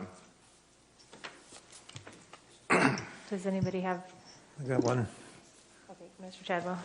So I'm going to take my mask off so I can hear. It's always muffled when you speak, so I'll point away. But on page 6, and I think Terry was the one who did this, but do you have a clearer version of that slide? I think that's the one that was just blurry. And then also, if you can add that later, or page 6 and 7. So. Yes. In fact, I believe that we can send it to, Patty has that, and we'll send that on to you. And repost it so people can see, because it took me, I opened it in PDF and on the website, so it looked like it was just hard to read. And you're showing that this is the capacity with portables and the hard wall, what 20%, 25% would be, what 50%? Yes, and so it's just a comparison matrix to be able to calculate from a TEA formula that this would be our capacity. So this is in addition to what you showed last week, which was the number of students who were planning to return, and it ranged from 15 to 45% or something like that. Yes, correct. And so this is an actual comparison as we know the numbers to date. Okay, and then I did think Sharon said that there's personal protection equipment for everybody. There was a teacher who spoke earlier and said that there was not, but it sounded like there is enough for everybody. Yeah, we have plenty to get started. We'll continue to receive that throughout the year as needed, but almost everything we have is either here or on the way, and we have the ability to redistribute some of those resources to campuses that have fewer students returning on the 10th and the 15th than others. So we're covered on that to start the school year safely. Absolutely. Okay. We also have a process for ordering, so it is a very clear process for our COVID contacts from each campus and department to order more. And then one final comment is more of a, it's not really directed, but I did get a text right before I came here at 4:30. Said this weekend, Austin Public Health asked you to avoid gathering in large groups or with people outside your household. So I don't know if that came to everybody, if that's a health issue, but it kind of goes back to your question about what's the actual, on the slide, whatever it was, it says it's trending in the positive direction. And I'm thinking, okay, you got to be careful about that word, positive. But I think I know what you meant was the way we want it to go, it's going down, which, all right, thank you. Can I ask a question of Terry while he's sitting there? Yeah. So when you determine these capacities, is this, like, I tried to figure out how Austin Public Health was determining capacity, like how I couldn't even find anything in any documents. Pflugerville is implementing the 25% capacity, so I looked at their presentation and they just said it couldn't be temporary spaces. I don't even know what that means. Did you investigate what Austin Public Health meant by capacity? Besides the word that they use as capacity, there is no specificity as to what their definition is that I could find. And so when I see the word capacity, we know that from a TEA point of view, this is our matrix. And so our capacity is this. And so that's what we'd have to gauge by unless there is more specificity that's offered from Austin Public Health. I have a lot more, but I mean, should I keep going or do you want to go? No, I only had Ms. Gonzalez. And while you're here, so it's labeled at the top, and I know it's hard to read. It says TEA compliance capacity. So is that a best practice standard or is that a mandate? That is a typical use, or let's say TEA being our jurisdiction and being able to say, based upon this formula, so many square feet per student in this classroom. And so by way of a traditional classroom, students in that classroom get this many square feet. And so you can establish a number per classroom. And so that is traditional classrooms in teaching environments. Spaces such as music, art, things of that nature are not calculated. So there are spaces within a school that actually can be used for additional teaching areas depending on how you assign them in this COVID era.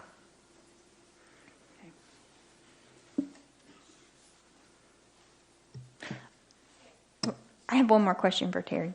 So one thing that's come up a lot is you see all these charts about, okay, you want to be in a well-ventilated space. How would you characterize most of our classrooms? Would you characterize them as well-ventilated? I would, based upon the design of a mechanical system, and recall that and know that mechanical systems are designed over a period of eras. And so we have older mechanical systems in older schools and newer. And so ventilation is what we call in architecture active ventilation. And there is an organization that makes recommendations in regards to what active ventilation is, and that is called the ASHRAE. And that's an acronym that basically is the American Air Conditioning Heating, and it goes on. And so those recommendations have changed over the decades, but currently within the new recommendation, there are so many cubic feet of fresh air, outside air as we call it, is to be brought into the school facility and mixed so that it dilutes the air that's inside. And so you're constantly bringing fresh air in. And so currently our energy management group has programmed that our outside air units are bringing in as much 100% fresh air as possible at this point in time. So I would characterize, yes, within the capacity of the existing air conditioning system. And so from that point then, we also are working to install filtration that within this era that we can put what we call a MERV 8, but in areas where we can install a MERV 13, being the maximum, as you had asked last board meeting, Mr. Chadwell, that is the best filter. And so there are size limitations and things of that nature. So we're improving as we can improve, but we are bringing in as much ventilation as literally possible with the systems that we have at this point. So do you feel like those are those filters going to be installed by September 10th? MERV 8 filters are installed now throughout the district. Okay. So I have more, but go ahead. I mean, I just have a couple, but I can do mine at the end. okay, I wanted to just make one clarification on the positivity rate and for Austin Public Health. So this is what they sent me. So the data for the positivity rate will always report 2 weeks behind due to the data lag in receiving test results from all community testing providers and is updated on the website once a week. So it seems like if you're trying to calculate the positivity rate on your own on a day-to-day basis, they may not actually even have all of the tests reported in. So I don't know that that's possible. If people are trying to track this on their own, it seems like it takes 2 weeks for them to actually even receive all of the data that would go into a positivity rate. So that's why I would caution about trying to calculate it on a daily basis on your own due to Excel spreadsheets, because it takes them 2 weeks to actually get all the data.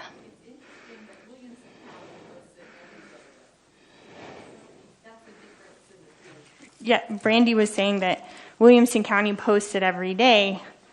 I'm not, maybe Austin Public Health is getting more from more test providers. I don't know. Yeah, Williamson County, I mean, it's just different. It's a difference in the two systems, and that's another fun thing that we get to deal with is the, interpreting the data from the two different systems. But Williamson County posts theirs every single day.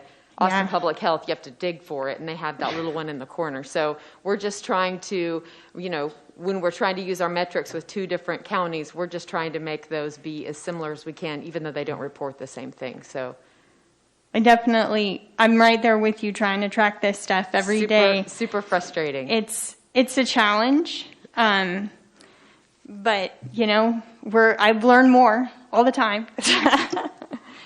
Okay, I think that clarifies that. I just want to thank Brandy because she is in constant contact with all the health officials and works late nights and weekends, keeping all this as up to date as possible. So Brandy, thank you for the work you do every day on behalf of our health department and as our lead health authority in the district. Thank you. Actually, I think I'm going to have Brandy come back. I want to ask her just some more questions about, I've done a lot of research, and I feel like you're right. We're going to be in the Williamson County, within the matrix, the place where they say that we move down into a place where they would be okay with districts opening their doors. The yellow face. But there's been a lot of questions to me as to whether our public health departments are really providing good public health advice, whether or not they are really should be trusted in terms of whether I get these questions every day, like constantly. By what authority do those people have to question the scientists in our area? That's all I have to go by. I don't know what they're measuring the people by. I don't know how to answer that question, or is this a question? Well, my question is, you kind of answered it actually.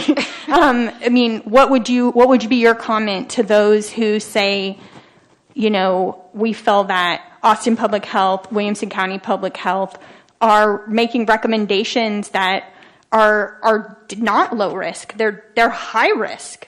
They're dangerous. They're potentially deadly recommendations to the school district, to the school board, that we should not look at those. What would you say to those people who would argue that the recommendations of the public health department are really just way too risky?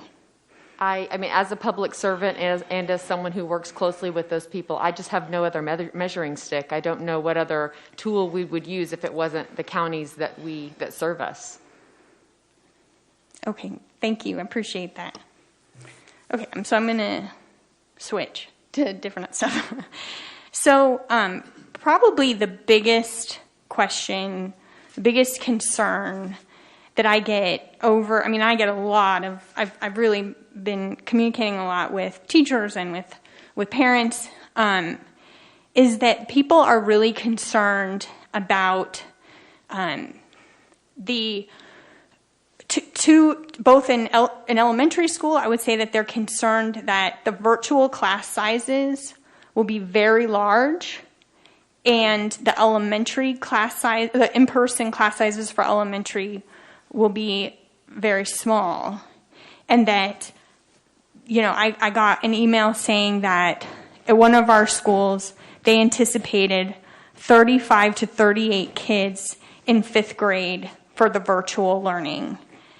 And so the question they keep asking me is, how will we ensure that virtual learners continue to receive high quality instruction given the disparity in the class sizes? Yeah, so I think I can help with that.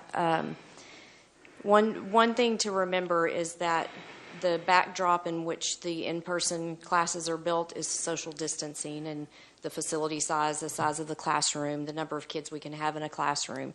And so another priority that I would ask you to remember is in elementary school, which some of you have recently had kids in elementary.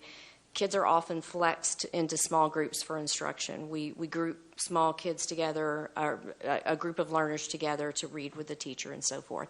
And so building those in-person classes smaller is necessary for social distancing, but we are working very hard, and the principals are working very hard for the in-person teachers to also work with some of the groups of learners that are assigned to a virtual teacher. So there's going to be some flexing, long story short, some flexing across the classrooms. Now, as I told you in the last meeting, it's a puzzle on each campus that our very talented administrators are working with their teachers on, because it's all based on how many students are in person, the capacity of the building, the number of classrooms, and then how many chose virtual. But they've all been working with their area soups, and they feel like they're coming up with good, solid plans. I think the key is going to be, and I'll add to that, is allowing the campus flexibility to make their scheduling work for what they need. I recently visited Keller ISD, which they're not quite as large as us, I think about 35,000 students. And they returned to school for in-person learning on August 26th. And so I visited a number of their campuses to see how it's going for them and how it's working. And they've had to make some adjustments. I think in the very beginning in Keller, they said that all teachers would either be a virtual teacher when kids return or an in-person teacher. And they flexed that to now they have classes. They use the term co-seated.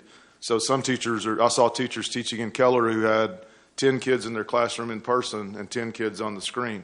So I think our principals will reach a balance. And I thanked our principals earlier, and I applaud all their work, because scheduling's a big challenge right now, with knowing some of the kids are coming back, some are staying at home. And the truth of the matter is that scheduling will continue to be a challenge as long as we're in this environment, because each 9 weeks, it's almost like in some ways recreating your schedule to accommodate the kids who come back to school. Because if things go well, and we hope they do, more kids will want to come back in person in October at the end of the grading period. And so as we phase that in, sometimes it's going to be recreating to balance the class loads of teachers across the district. So we're trying to give our principals as much flexibility as possible to make their schedule work with the staff they have and the number of kids they have, both in person and virtual. So. Okay, so I'm just going to repeat what I understood, and then I'm going to go and build on something that you just talked about and asked a question about that. So what I understand is that even though your official class size virtually could be large, you actually are really going to have another co-teacher that's doing a in person, is going to be helping that virtual teacher to manage providing, the services and educational help that class needs. The one thing I might add to that is it may not be one exclusive co-teacher. So they're going to work across the team to distribute the kids and to make sure that the virtual kids have the benefit of being all virtual with a teacher and the in-person kids are socially distanced. Okay, I'm going to add, actually, I have a question I think goes on to this real well. So I've had some fine arts teachers in elementary reach out to me, and they said that they're concerned because they have been told they're going to have to go flex into multiple in-person classes throughout the day, and they feel like that may not really be the safest thing in terms of, sticking to the cohort model. What would you say about that? I can tell you, and I think Dr. Presley was copied on it as well, Area Soups were working with Lisa Roebuck on that very situation today because I was seeing some emails go back and forth. There is not a 100% standard model for specials because of the differences in the size of our schools and, again, the numbers of students that are on campus and virtual. But they were discussing that and determining how to mitigate that situation that you just described. Okay, so now I'm going to go on to what, for elementary, you were talking about at the end of the 9 weeks. Right now we have a lower number of students opting for in-person such that we could keep our class sizes small because we have sufficient space for the number of in-person learners. But as conditions, I pray, as they continue to improve, I anticipate that at the 9 weeks, we will have more people opting for in-person. And as we get to a place where we can't physically house, we don't have enough classrooms for there to be 10 to 12 kids in each classroom. What do we do at that point when we have kind of run out of rooms? Yeah, I think the plan all along, going back to, and I keep using the word flexibility to allow our campuses flexibility, the target would be to be able to loosen up movement of kids and numbers of kids in classrooms. And that's what a lot of what Keller has done has been based on our targets. Like, we would like to have a class with this many kids, but in fact, if we have this many that are there and we have to teach them in person, because TA is very clear, students who want to come back to school, we have to allow them to come back to school. That's not negotiable. So if our schools are open and we have more learners wanting to come back, we would have targets of what we would like to have. But as you said, hopefully the conditions continue to improve and we get our systems and protocols down. I think we're fortunate in Round Rock that to start off with, we have 30% coming, so we can really get some good practices down, movement in the hallways, things like that, lunchtime, breakfast, specials, and all those sorts of things before many more come back, because as I said earlier, Keller had over 60% of their kids return to in-person learning on August 26th. I also think we can continue to learn from our neighbors and other districts, because everybody's doing a slight different thing. This is brand new territory, and so every district has a little bit different plan of how to go about it. And I think we are fortunate in Round Rock that we're not bringing back, 60 or 80% of our kids on September the 15th, but 30%, so that we can get our practices down and get people comfortable. And if the trend continues to move in a positive direction, as Ms. Hafner said, I think we'll be in a good place. So we're working a plan all the time to what that looks like in October. And we won't, but the other challenge, as I said earlier, with scheduling, we won't know how many kids are actually coming until a week before the 6 weeks ends or the 9 weeks ends. So it's a challenging environment, and we got great people working the numbers on that and working the plan, and we'll keep the board informed about what our plan will be as we approach those dates. But you could pick a program or anything that we have, and we're gradually trying to build them up as long as our health conditions allow. So. And I believe that will be a correlate. I believe once we do see those numbers of in-person learners coming back, I believe it will be correlated to how the disease activity is progressing. I think our parents, if the numbers are not looking good, then our parents aren't going to want to bring the kids back in person then that currently have them home. Chad, did you have a question? Because I can keep going. Well, I was going to get off topic, so I didn't. If you were still on that topic, I didn't want to interrupt because my questions were. I've got a couple, but go ahead. If you got one or two more, then otherwise we'll take a break and cycle through here. I was going to talk next about secondary. So if we want to go to something else before we, talk about secondary. I want to make a quick statement while you're here. So, and this kind of goes to Kathy as well. The feedback on page 9 on that presentation, I'm glad you showed that, both sides. And I've seen, of course, we're getting lots of emails. We're seeing that, and I don't know what the percentage is. One day I think it's 40-60, and the other day I think it's 60-40. Some days it's 50-50. We want to go back. No, we don't. And then, of course, we heard speakers tonight. There are people who are concerned about the health risks of going back, and teachers and staff. So I'm glad that you're showing the feedback and kind of constant. And I know there's some. I live in Round Rock. I live in the city of Round Rock, and there's a Facebook called the People of Round Rock. And I don't know if everybody can see that, but there was a big dialogue yesterday that I think I looked at it twice, and there were almost 400 comments. Somebody said, "How's it working? How's it virtual?"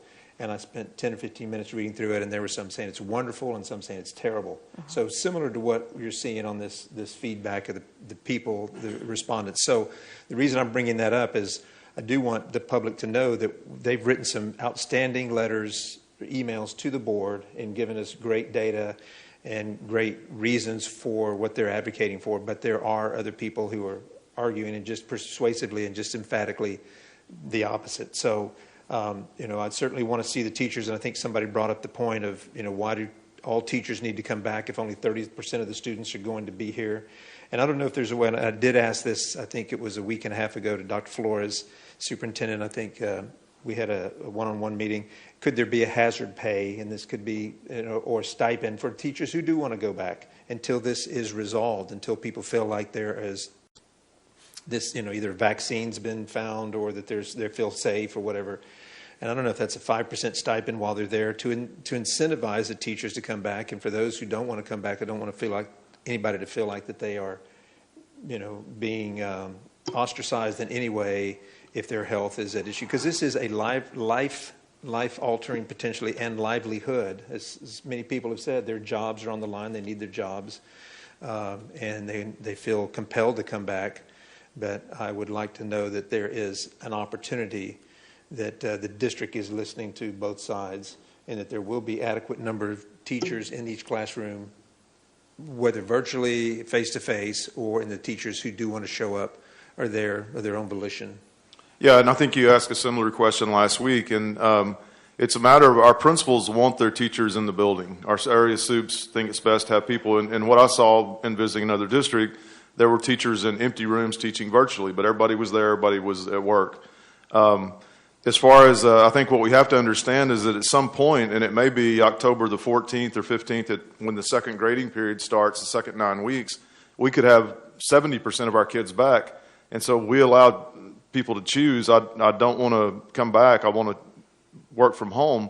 We don't have the people to manage the students in those classes, because we're going to have actual students in the building. We need our staff in the building to help with those students. And so we're putting every safety protocol we can, training, all the things we can, as many other districts have done, to make sure it's as safe as an environment as possible. Everybody understands the seriousness of the virus. I can guarantee you that. And we do listen to people with all their concerns on all sides of this issue, both community members and teachers. But the fact of the matter is, we have kids that come back, and TEA says kids have to be allowed to come back on whatever schedule that we put out for that. Then we got to have staff in the building. I don't think hazard pay is a good idea. I think we've had custodians, we've had other people, food service workers, working throughout the summer, feeding our students, preparing our buildings, people in operations. And so they've been coming to work, and they're not in a classroom with students. I get that. But we haven't offered a hazard pay to anybody. And so I'm not sure what that would look like. I'd have to talk to payroll and human resources to find out if that's even doable. But I've not heard of anybody else doing that. And I want to say this too. I think the majority of our teachers really want to get back with their kids, and they have genuine concerns about their health and the health of their families, and I totally get that. But I think, and I want everybody to understand in their heart, it's not they don't want to be back. They just want to make sure it's safe when they come back. So I hear people criticizing. Sometimes I've heard folks being critical of teachers, that they don't. I guarantee you all of our teachers in Round Rock want to get back in the classroom as soon as possible. And whatever the safety threshold is, different people have different opinions on that.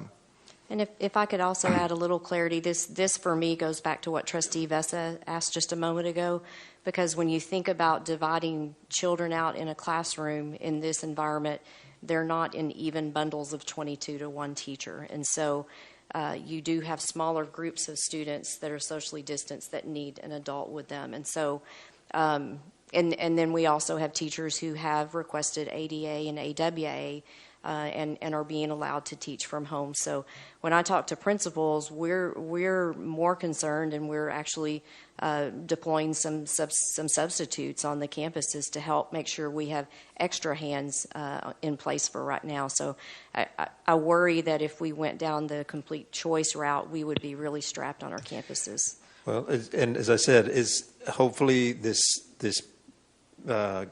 caseload, the number of cases drops, and everybody start ramping up and start adding more students, and then of course the teachers. But the question I had was, if there's 30%, and there will be no more than 30% of the students starting on the 15th, because that's all that's signed up, roughly. Yeah, but campuses differ. So some campuses have, I think the biggest is 46%. Yeah, and 46, whatever. Yeah.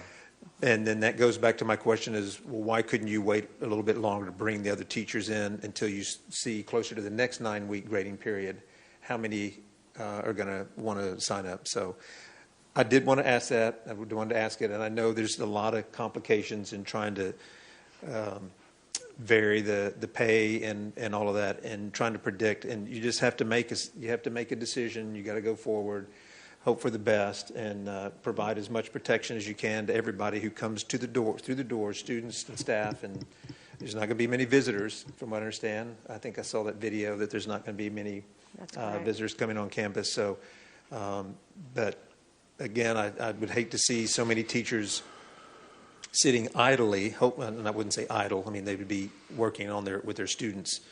All 49,000 or whatever it was that have signed up have been found. So. All right, thank you. Thank you. I would actually just like to follow President Ware, I'm not trying to interrupt. I just don't know if you can see me. So I was just going to say, let everyone go there who's in person. Just please don't forget about coming to me for some questions and comments. Thanks. Yeah. I can see you, but are you going to raise your hand? Okay. Because, I mean, I've been trying to look up and see if you're waving, but no worries. Yeah, let everyone in there go in person, then I'll go last. Okay, because my follow-up actually was on this survey that we had. I don't remember seeing it, so I guess I'm just curious who it went to, because when I went and looked just now, it did seem like a lot of the concerns were from teachers. And I guess I would say to the parents out there that have been writing us, some of the teacher concerns is not necessarily just health. I mean, the teachers had to learn a whole new system in 8 days. They've only been working on it for 2 weeks.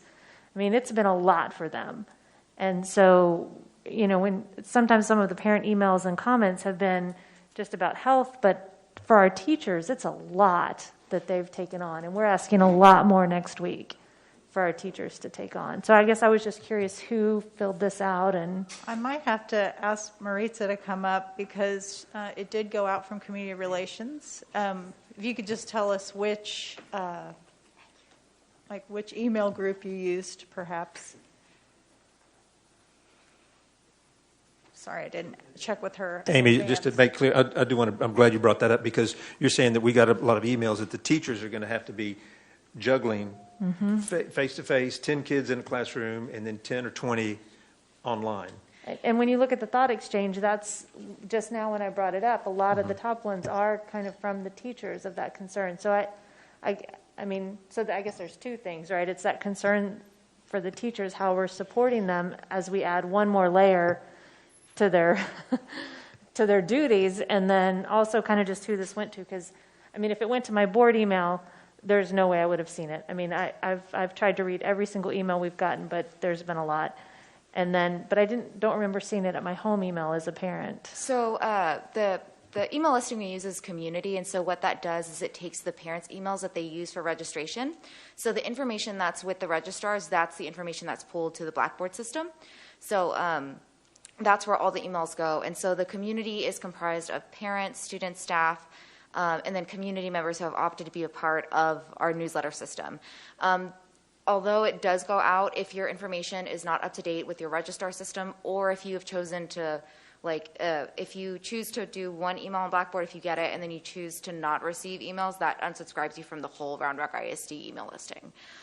So that's something important to note as well. And sometimes, just depending on the nature of the subject line, if someone designates that one Round Rock ISD email spam, even accidentally, it'll just naturally take them, like, just keep on populating as that from the future. So that's typically the email listing that we use for the widespread district surveys and whenever we do messaging for really big district items. Okay.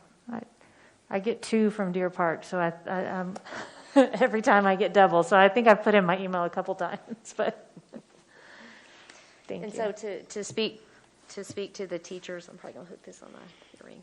So to speak to the teachers, you're absolutely right. This is a new style of education. Totally acknowledge that we and every district in the Texas and the United States is asking a lot of their teachers because it's all new, or for the most part it's new. I'm very, very proud of the progress that we've made in the virtual environment, and I don't sit before you and say it has been hiccup free. But the acceleration of our teachers' proficiency and also our students has really been amazing to watch. So when they come back in person, I think I want to make sure I'm remembering the juggling 2 things of having students in the class and teaching. At the secondary level, what our principals are working on is building those groups of students very small, and students who might have had that teacher anyway, and then also partnering to relieve that teacher, perhaps having an educational assistant or someone relieve that teacher. Again, it's an imperfect science because of the numbers of students and numbers of teachers, but they are trying to be really creative and find some ways to release the teacher to do, as Dr. Presley said, as much as we can and as often as we can to have them teach in an empty room. And so it is a puzzle, but we have a lot of smart administrators working really hard to make sure that they give the teachers every relief they can. And I guess then just a quick follow-up, because you mentioned training, and I think that's what Tuesday is. And people should have gotten the email that it's all asynchronous on Tuesday, but can you just, let everybody that's watching know why we have to do asynchronous on Tuesday? Yeah, and that came from the principals, and Area Soups discussed that quite a bit because there's pros and cons with that. But we keep in mind that we have had teachers up until the 8th who've been working out of their homes and have not entered a campus. And typically at the beginning of a school year, there are in a typical school year, there's procedures and processes. Part of that back to school time is spent going over those. And now we have this layer of safety procedures and processes that Sharon is in charge of and described. So we have rolled out training about those in a virtual way to teachers, but they also need to be physically in the environment and to see where the hand sanitizer is, to talk through those campus processes with their principal. And Dr. Presley, I don't know if you had any more to No, I add think to you're that. exactly right. It's an asynchronous day, which means the teachers will have more time to train and learn the protocols on campus. A couple folks mentioned tonight, they didn't know what was going to happen, or they hadn't been told much about what was going to happen. I know Sharon and her team, the safety committee, they've been pushing information out and will continue to do so, but we wanted to set aside a day before even the 1% of students arrive on the 10th to almost totally, everybody gets comfortable in the environment, they get comfortable with the protocols on the campus, make sure they know where the PPE is and how to use it. And so we felt like, and that request did come from our campuses, that they needed a day just to kind of get acclimated before students actually show up on campus on the 10th, and then in a little bit larger way on the 15th. If I could add to that, Dr. Presley, I also want us to remember that a lot of times before school starts, we have teachers who have time to get prepared and have that professional development. And in this situation, it has really not been something that we've been able to do. And because our principals have the ability to host a session with their folks, which they're going to do virtually because they are still maintaining that space protocols and everything. But this is where a lot of teachers are going to get the information that they really need prior to the students coming. Like you said, like the PPE that's going to be distributed, as well as that staff training that I talked about with the video regarding the cleaning procedures and some of those things that are just standard that we're going to need for all of our departments and all of our teachers. And so this was a way in which we could do that all in one shot. Thank you. And before we go back to Trustee Vessa, Mr. Moses, did you have any specific questions?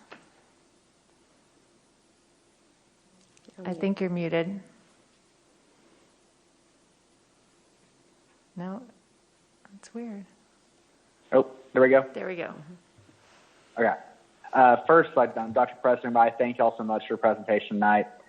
We do appreciate the update as we continue. And I do, I also just, for everyone who's watching at home, I would love to have been there in person, but I've said this in the last couple of meetings, I'm recovering from an operation, so I can't physically sit down or stand up for that long. So forgive me for not being there in person. I do, before I go into some questions, want to reiterate something that Trustee Feller said last week that I think is important for us all to remember, and that is whether you believe our students should be back in school as normal when school started a few weeks ago, or whether you believe that school should not be virtual the rest of the year, you're somewhere in between, we all do need to show grace and kindness to each other. We're all trying to do what's best for our own children. We're trying to do what's best for the kids in our classrooms. We're trying to do what's best for kids in this district and serve the community the best way we can. This is a once-in-a-100-year event. There's no playbook for any of this, whether you're a teacher, a superintendent, a board member, a parent, a custodian.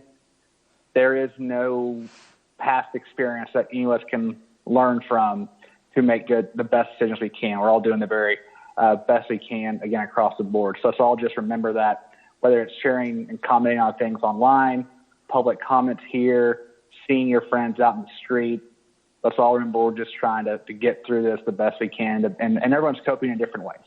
So I do want to start with that. And I do want to compliment just the way we're going about this. I know, again, nobody loves everything about what we're doing. And I think we need to realize this. Like, for example, our teachers, and let's say we're taking these first 3 weeks of school virtually and having teachers report on the 8th. There are districts in the state of Texas that had districts report before the first day of school as normal in person. And there are other districts that are doing things with their students that wouldn't work in Round Rock. We are Round Rock ISD, and you can't compare us to other districts and what they're doing across the state, across the country. We're trying to do what's best for our students and what we're doing here. I also want to acknowledge a lot of the parents who spoke tonight and who have written to the board and have posted online, who want their kids back in school. We want them back in school. And I'll speak for myself, as a parent. I've said before, when the doors open, my kids are going, because I know that's what's best for them, and I am thankful for the teachers that are going to be there to teach them. I also think we all need to remember, everyone who works in the district, that those parents are taxpayers, and we need to be responsive to their wishes, because no one knows what's best for a child like a parent does. They're with that child every day, every minute, every moment, and we need to make sure we are we are really in tune with what they're asking for and what they want. And I think what we're hearing is that while some and many do want to stay virtual, there are many that want to get back to in-person school as fast as we can. But I also want to say to those parents, they need to be realistic, because like on slide 2 said, get open and stay open. If we move too fast, we run the risk of there being an issue, and then we're back out of school for longer. And so we want to get back in school. I doubt there's anyone who's just the biggest fan of us having kids in their own classrooms not able to move around. There aren't big fans, I know, especially in my house, of PE not being the way they all hope it is. Like, that's not ideal for elementary school kids. But what we need to realize is that if we're going to be in this for the long term and keep our kids in school and keep our teachers safe, then we need to do this slowly and do it right. And that's what I believe, looking at what we've heard from administration last few weeks, we're trying to do. Because the good news is we're going back on the 10th and the 15th. That is the plan. We're sticking to it unless there's something wild happens in the next 7 days. But that's the plan. And so whether we're students, teachers, parents, we need to be prepared for it and move forward together on how we're going to do that. So I know that's a long comment, but I do have a few questions now. But I did want to say that because there's been a lot of comments. I was hoping we can all just stay together as a community and realize that we're going back, and we all need to just dig in. I know we're asking a lot of our teachers, but there's been a lot asked also of doctors, nurses, other employees across the country, different professions. And I think now it's just, they stepped up early when this thing was in its infancy. And now it's just on us to step up. I know we're going to do it. But one thing I do want to ask about for our staff, because I do want to make sure we're doing what we can. And I know Dr. Audix isn't on here. So Dr. Presley, this may be more for you just to follow up on, or Sharon for you. I would love to see if we could put together, whether it's some funds or a pool of funds, to make sure that we could perhaps reimburse our staff for any PPE above what's being provided by the school district. Because I know the basic might be what's right and fair for some teachers, but there'll be other teachers who they may need to feel comfortable come back on campus. They may need something a little bit more. And I don't think necessarily that we need to provide that for everybody, but if that's something that a teacher goes and spends, I don't know, I don't have a number. It might be $50, it might be $100. There's a number in there somewhere that's fair and right. But if they go and make that personal expense so they can come to work, that we'll reimburse them for that. Have y'all talked about that or looked into that at all? So remember that we have gone really far above and beyond in terms of what we are offering. And I agree with you. I do understand, Mr. Moses, that, that was the whole reason we wanted to go above and beyond, is because, having been a former principal, I understand, we want our teachers to feel comfortable about coming back, and we want them to know that we have safety protocols in place. So, in terms of funding, we are still using our process to collect data from administrators in terms of what they have and what they still need. And I think that's the route that I think that whole process, that system that we have, is a good way to determine, because we can certainly come back and bring back to the board and say, hey, we've determined that multiple campuses are asking for X, Y, and Z. And that's when we come back and say, hey, we might need some funding for this and different things like that. So absolutely, we want to do whatever we can to make people feel comfortable about coming back, knowing that, of course, we have finite amount of dollars. Right. But certainly, yes, the process is in place there so that principals can come and the COVID contacts can share that with us, because I think you're right that we need to have an idea of what it is our teachers are really looking for. Yep. Thank you. And then Dr. Presley, I know you talked on last week about our UIL activities, and there is understandably confusion out there when you look at some activities starting back and others not. I know that, for example, with band, you shared that there was a conversation that was had with band directors, principals, et cetera. Can you just briefly talk about the process that y'all go through in determining what programs will start back up and which ones are still on a hold until we see some better information?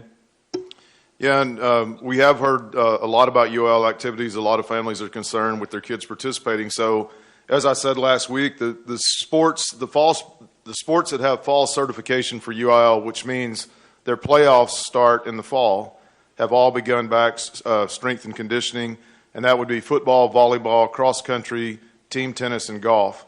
And we've also added to that swimming, because other schools in our district have started back training in swimming, or we will be starting up swimming, I believe, on September the 10th, because that's a little bit different animal going to a pool. Typically it's off-site, and our swim coaches have asked to get started. Their certification isn't until they swim throughout the fall, but their certification isn't until the second semester. So that's the only exception. So when someone asks, why hasn't basketball started yet? Why can't they practice starting September 15th? We have in-person learning. Once again, we're taking a cautious approach. We have our volleyball teams who have certification dates in the fall. We're going to see how that goes with our workouts with the student athletes that are playing volleyball before we overpopulate our gyms with more kids and more practices and more need for cleaning and things like that. So we're taking a slow, cautious approach. When you talk about band, I'll say band, drill team, and cheerleading. The plan right now is for bands to develop pep bands to play at home games only in the district, so it limits travel, it limits going to other stadiums. And they're not competing, they're performing for those games, because we're not having a marching season this year, unfortunately. And that's a big, big deal for hundreds or thousands of kids in our district, marching season. So that's eliminated. So they're not competing, they're performing, as are our cheerleaders and our drill team. So we're putting dates forth in September as we start virtual learning. In-person learning. I've used those two terms so much tonight. When students return to campus on the 15th, we have plans in place to start, I believe, outside of school on September the 10th. Bands can start practicing drill team and cheerleading, but not getting together collectively during the school day until after we further assess facilities and we get our students that are coming back for in-person learning in place. So we will, though, on September the 10th, begin kids that can work out in the fall certification sports during the school day. So, for example, if a school has an athletic period with volleyball or football that's during the school day, in the middle of the school day, and it's not bookend, first or last period, they'll be able to work out starting September the 10th if they have a fall certification date. So we want to get our kids back to doing what they enjoy doing and participating in those activities as quickly as possible. But our threshold was, why football and not band? Because football is competing and they have a certification date this fall. Band does not right now. Unfortunately, they don't. And we're making and in those conversations, we're discussing that, I'm sure, with campus principals, the direct, whether it's the band director, football coaches, making sure they're part of that decision making as well, correct? Yeah, it flows through our fine arts department with Lisa Roebuck and through our athletic department with Dwayne Wyrick, but it goes from the campus coordinators and the principals. For example, the decision to not participate in marching band this year began with our band directors making the decision that they didn't think it would be a quality show. They'd have so many kids that wouldn't want to compete. And in fact, in our whole region, there are very few 5 and 6A bands that are going to compete in marching contests. So, but that decision that's the first people we look to are the folks that run the programs to ask what they think, how we should go about it.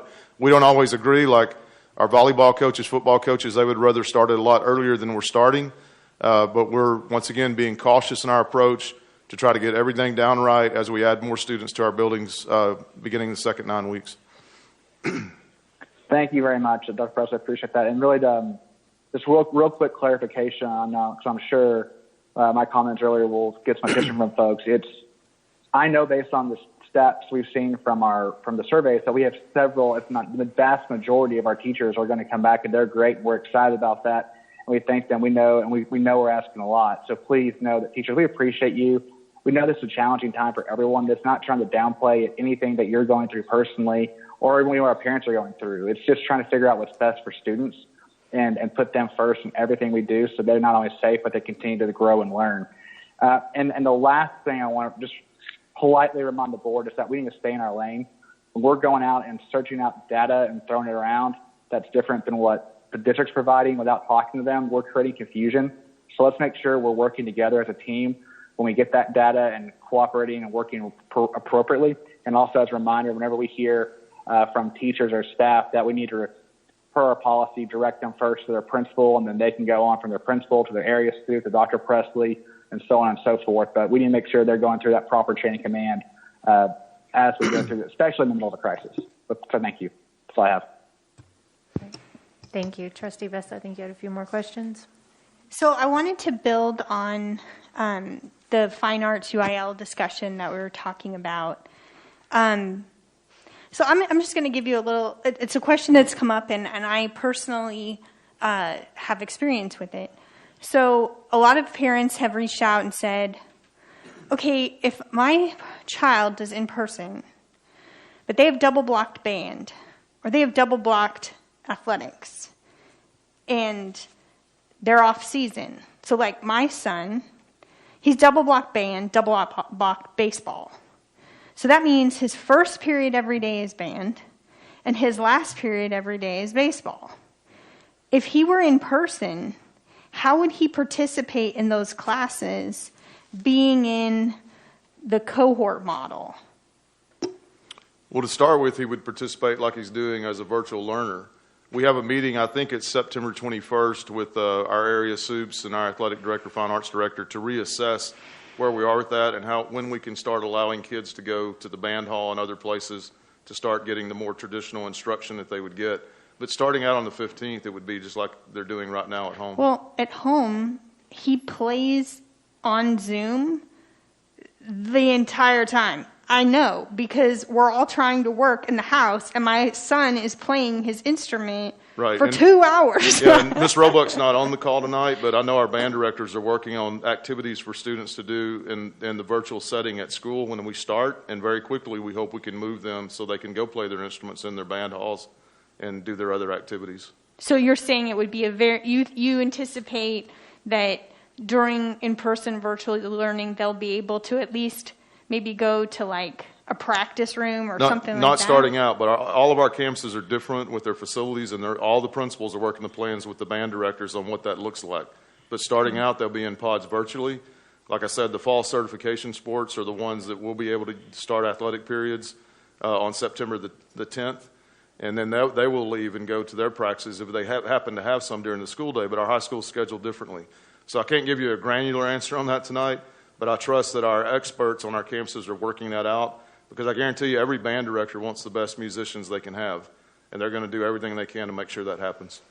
Okay, so then when we talk about off-season athletics as his fourth block, like basically what's been happening in that block is they're given a workout. And so he goes and does the workout during the fourth block. So how, like, that obviously wouldn't be possible if he were sitting in a cohort. So what would he just like do work from other classes? Or? No, I'm sure our athletic coaches will put forth information. There's a lot of studying to do with sports, regardless of what the sport is, with playbooks, things they look at, mechanics of the game, all that kind of stuff. So I can't tell you campus to campus what the coaches will have their kids doing until they can go out to the fields, okay? I don't know that tonight, but that's what we're talking about on the 21st, when we can start slowly implementing basketball and baseball and softball and all the other sports so that those kids can get their training in during the school day. But once again, a cautious approach. We're trying to keep movement down as much as possible to begin with, and we'll gradually move into a phase where hopefully, if situations continue to improve, they will be back on their fields and they'll be doing what they would normally do during whether it's going to the weight room or whatever their strength and conditioning would be during that period, that we allow students to do that as soon as possible. So this begs the question of what does it mean for conditions to improve? I mean, I think that's probably the big question out there. Like, is that a number? Is that we're doing this and it's working, or we're watching other districts and it's working? So are we looking at, is it when the situation improves, like we get to a certain threshold of like incidence rate and positivity, or is it more of like, okay, we have established these protocols, they're working, we have not had an outbreak, we're watching other districts around the state, what they're doing, they're not having outbreaks, so we're going to take one step further to see if we can loosen things up? Is that what that means? Yeah, I think what that means is we'll continue to look at all the health metrics available to us, but also beginning September 15th, well, the 10th and then the 15th, I think we'll get a more authentic look at our own campuses and see how things are going, how things are working. Did anybody get the virus? How many people have been quarantined that are showing symptoms, but maybe they don't have the virus? So I think and I know Ms. Hafner will continue to gather that information once our kids return to our buildings to see what that looks like in conjunction with the metrics that we've been looking at all along with the virus. So I don't have a formula to hand you, to say this is exactly how we're going to do it. But once again, I think everyone's best hope is that it continues to trend downward. We'll continue to look at that and make the best decisions we can to put our kids and our staff in the safest environment possible with kids coming back to school. So if I were to just clarify for parents who are out there like me, who have their kids in band or off-season athletics in person, actually my son's not in person, but they have those classes, that there will be assignments for band and off-season athletics that they can complete in their cohorts during the period in which they cannot go and actually play their instruments or do the workouts assigned to them that they're doing like right now, because that's what they're doing right now. Yeah, I'm sure their coaches would want them to continue to work out, and I'm sure the band directors and orchestra directors will want their kids to continue to play instruments on their own. That's the high expectations of all of our programs. But yeah, that's the plan right now, is that students will have activities to do during those periods, even though they're not actually going to them just yet. But once again, hopefully sooner rather than later, we're able to deploy kids to their usual classrooms, band halls, orchestra halls, and athletic facilities to work out during that time. Okay, thank you so much. I just want to kind of piggyback on that and say that's not necessarily a bad thing. I look at softball, for instance, at McNeil, not the strongest program, but right now they have a lot of younger students in the class. They're actually able to discuss the game and what it looks like. A lot of these kids have never played. So we've got to find the positives. Yeah, they're not able to go out on the field right now. Get that. But the positive I see happening is they're actually discussing the game and how to best teach it in an environment that softball is not an easy sport to understand. So there's some real good positives that are coming out of this. Well, I'm just grateful for the clarification. Thank you. So I have more. Okay, we still have Mr. Bradshaw kind of waiting in the wings, so. I know, but I promised all these people that I would ask all these questions. Okay. So the next question that I have is, we talked about, how we're utilizing educational assistance and just doing everything we can, especially in the secondary model, to ease the load on our teachers as they try to balance teaching virtually as well as managing a cohort. And so my question there actually is, how are we doing in terms of hiring? Do we have those people already? Do we need to hire more? Do we have a lot of open positions? Do we need to, are we bringing on guest educators? How are we doing with that in terms of guest educators? Do those guest educators even know how to use Schoology? These are all questions that people were asking me. I can start on that as Annette's coming up. So yes, we are providing training for guest educators for Schoology, the long-term guest educators I first. see you, Mason. Sorry. So I can answer that, and I know that Annette's department is hiring and bringing people on, but now that she's here, I'll let her speak to that. Sure. We do have some vacancies. We have about 53 teacher vacancies right now. Now, that's not including people that are in the queue to be hired and things like that. As far as, I can't talk like this. As far as guest educators, we're hiring guest educators every single week. We send out a survey to our guest educators, and many of them are willing to come into work face-to-face.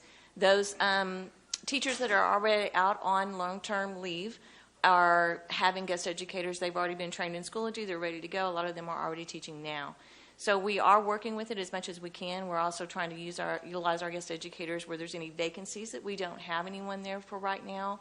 But for a teacher to call in on one day and have a guest educator the next day ready for Schoology, that's probably not going to happen. But the principals have been great in working with what we need to do, and they're getting plans in place for what needs to happen should someone be sick that's face-to-face and things like that.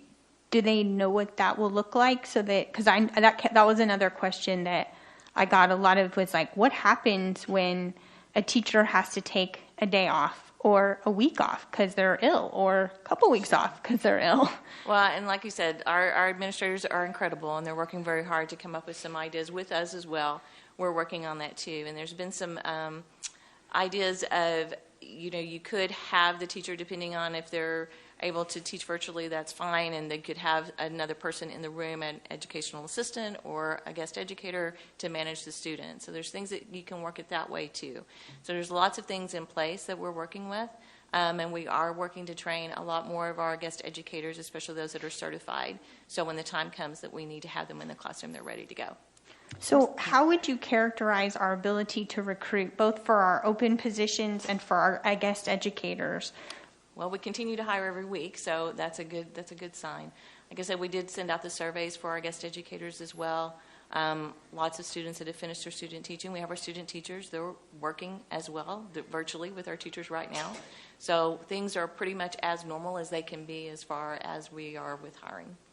Okay, so you would characterize our hiring, like our vacancies, our ability to fill those vacancies, is pretty normal. I wouldn't say normal. I mean, we've had a teacher shortage for a while, so we continue to get teachers as much as we can. But it's been pretty normal for right now.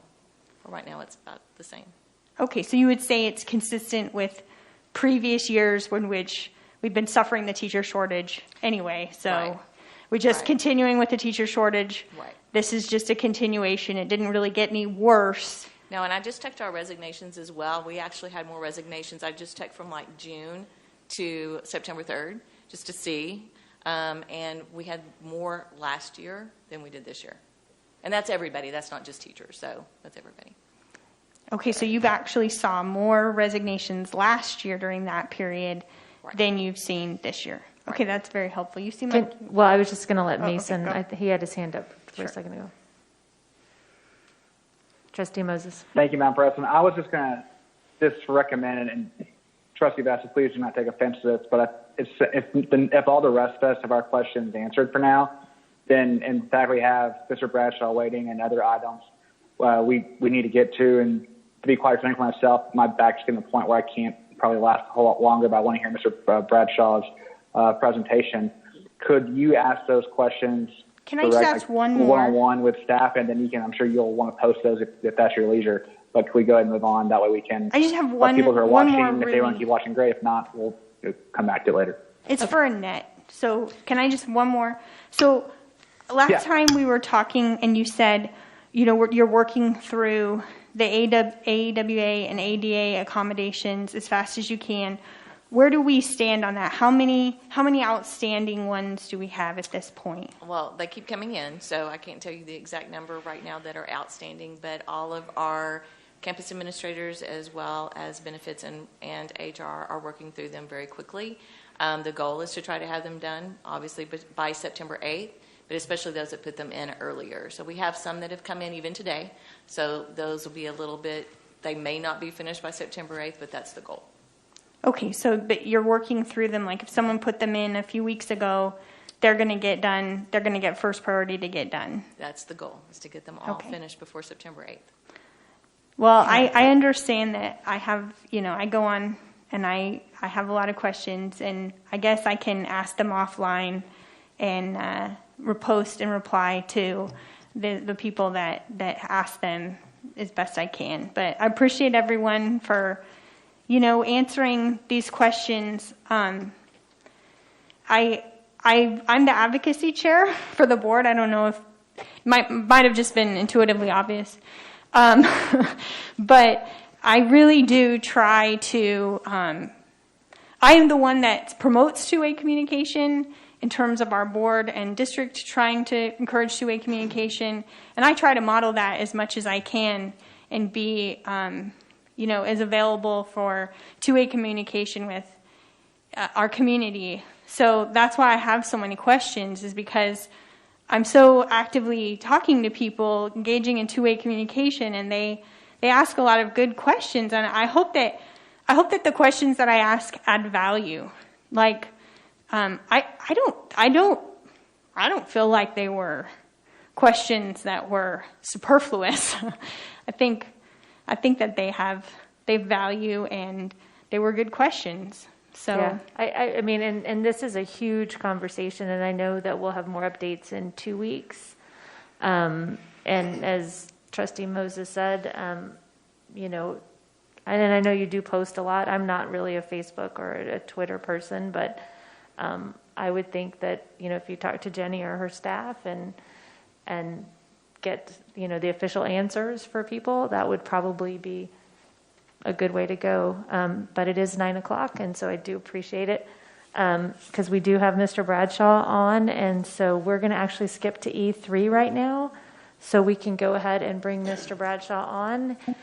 And Mr. Bradshaw, I apologize. I know you've been waiting in the wings, and we appreciate you coming back one last time to give us your final report on the complaint process that you investigated for us. Okay, absolutely. And first of all, I want to say thank you to all of you for your time tonight, having listened to what kind of issues you're dealing with. I know your time is very important and you're dealing with a lot of important and fast moving issues. I appreciate that, and thank you for fitting me in tonight. I'll briefly introduce myself just so that the public kind of understands. I've been working with the board and the administration kind of behind the scenes and making this review of the district's complaints process. I've been an attorney, a school law attorney for 25 plus years now. Our law firm has 19 lawyers, just to put some perspective on it. And really what I bring to the table more than anything else when I, reach back into my experience and in representing school districts is I had 6 years of in-house general counsel and assistant general counsel position with Houston ISD and with Houston Community College. And as your general counsel, I'm sure, could attest, being on the front lines of issues for school districts gives you a different perspective than when you're just a private lawyer trying to clean up messes a lot of times. That it's a different perspective, and I like to believe that I brought that to the table. And also I've done a number of investigations. I've done policy rewrites, those types of things. I handle grievances for school districts on a daily basis. And so just for the public's benefit, I wanted them to know that. And I appreciate this project. And all the administration was very helpful in providing information for me to finish it up. So thank you for that. I'll get right into it. I hope to take no more than about 10 minutes to go over the high points of the presentation so that everyone understands kind of the process I went through, as well as findings, if you will, and recommendations that you can take away and hopefully make things better at Round Rock ISD. So with that, we can go on to the next slide. First, I want everyone to understand the scope of my review.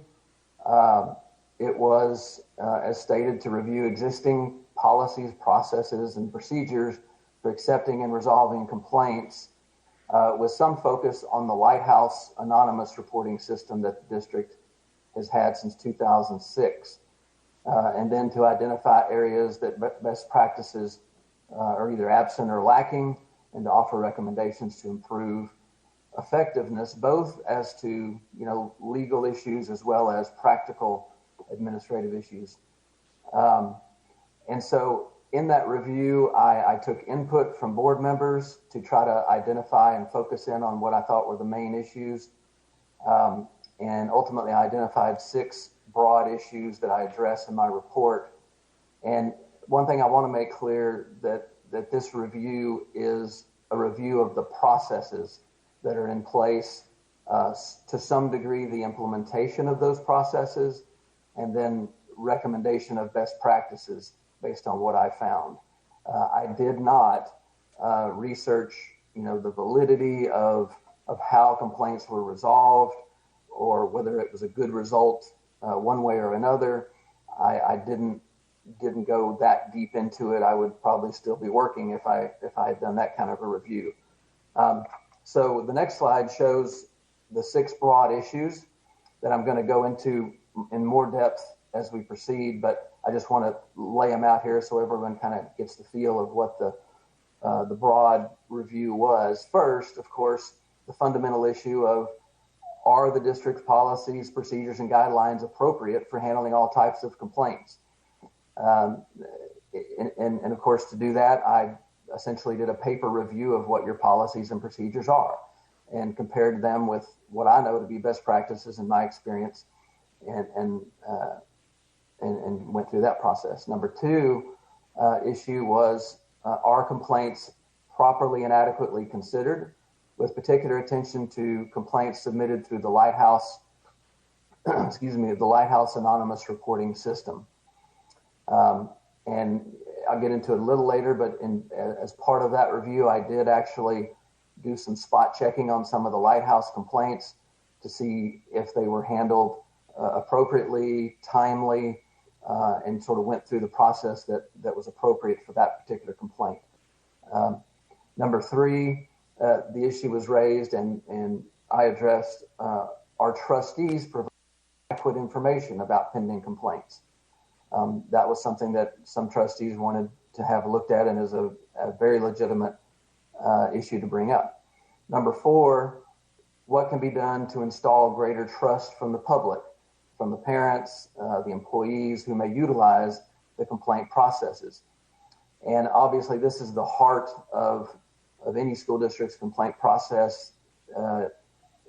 These are the folks that have a right to bring their complaints forward, and you have an obligation to consider them appropriately.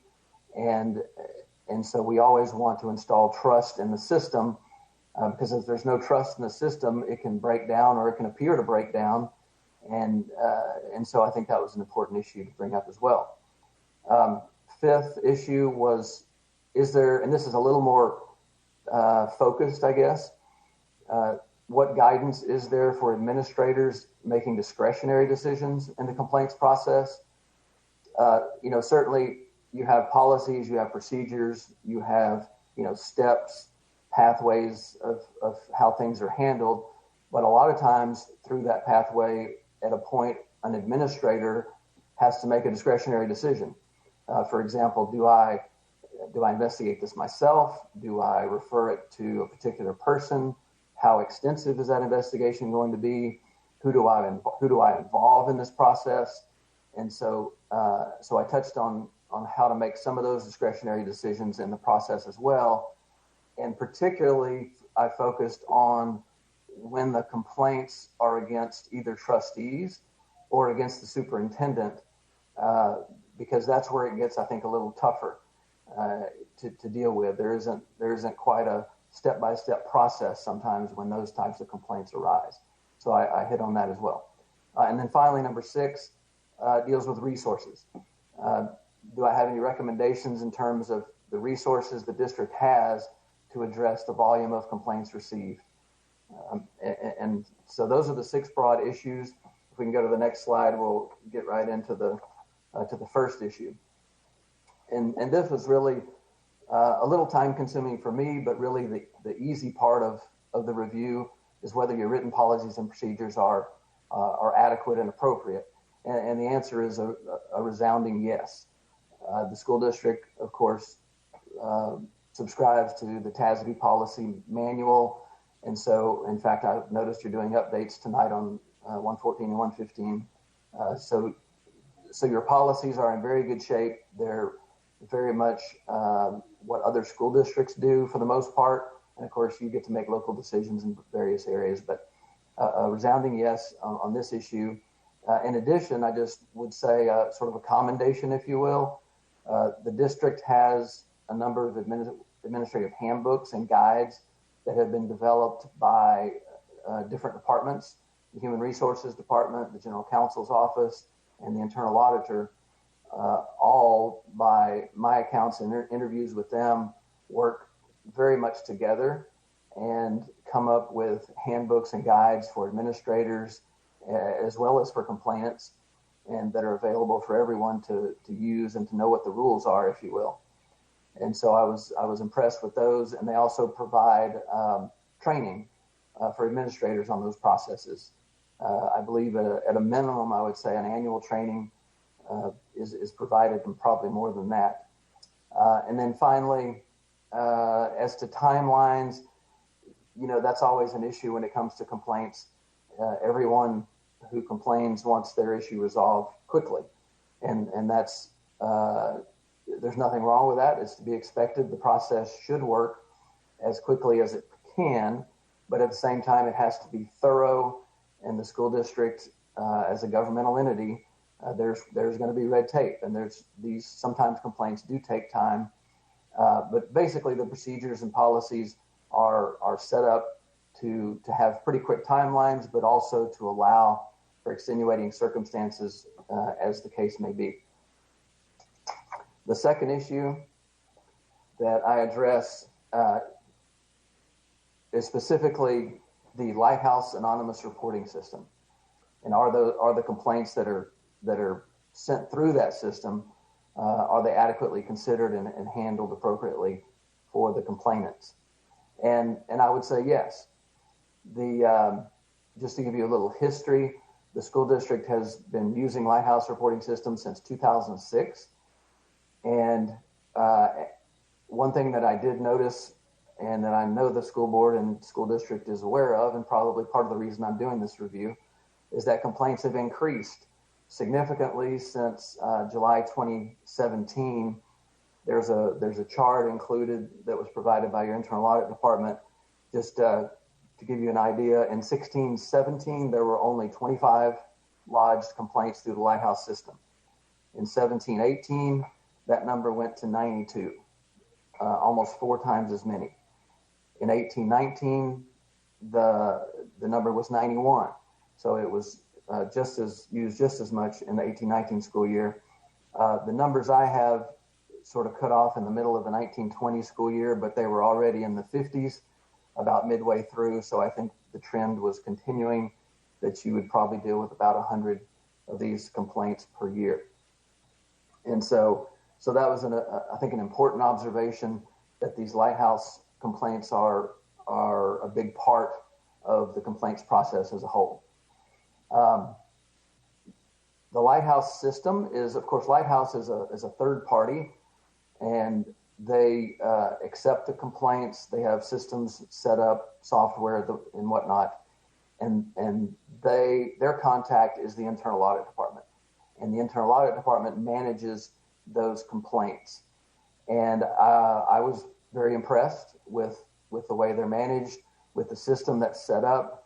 It's very thorough, and I'm sure, of course, Lighthouse has been doing this for years, and so they've got a very efficient system.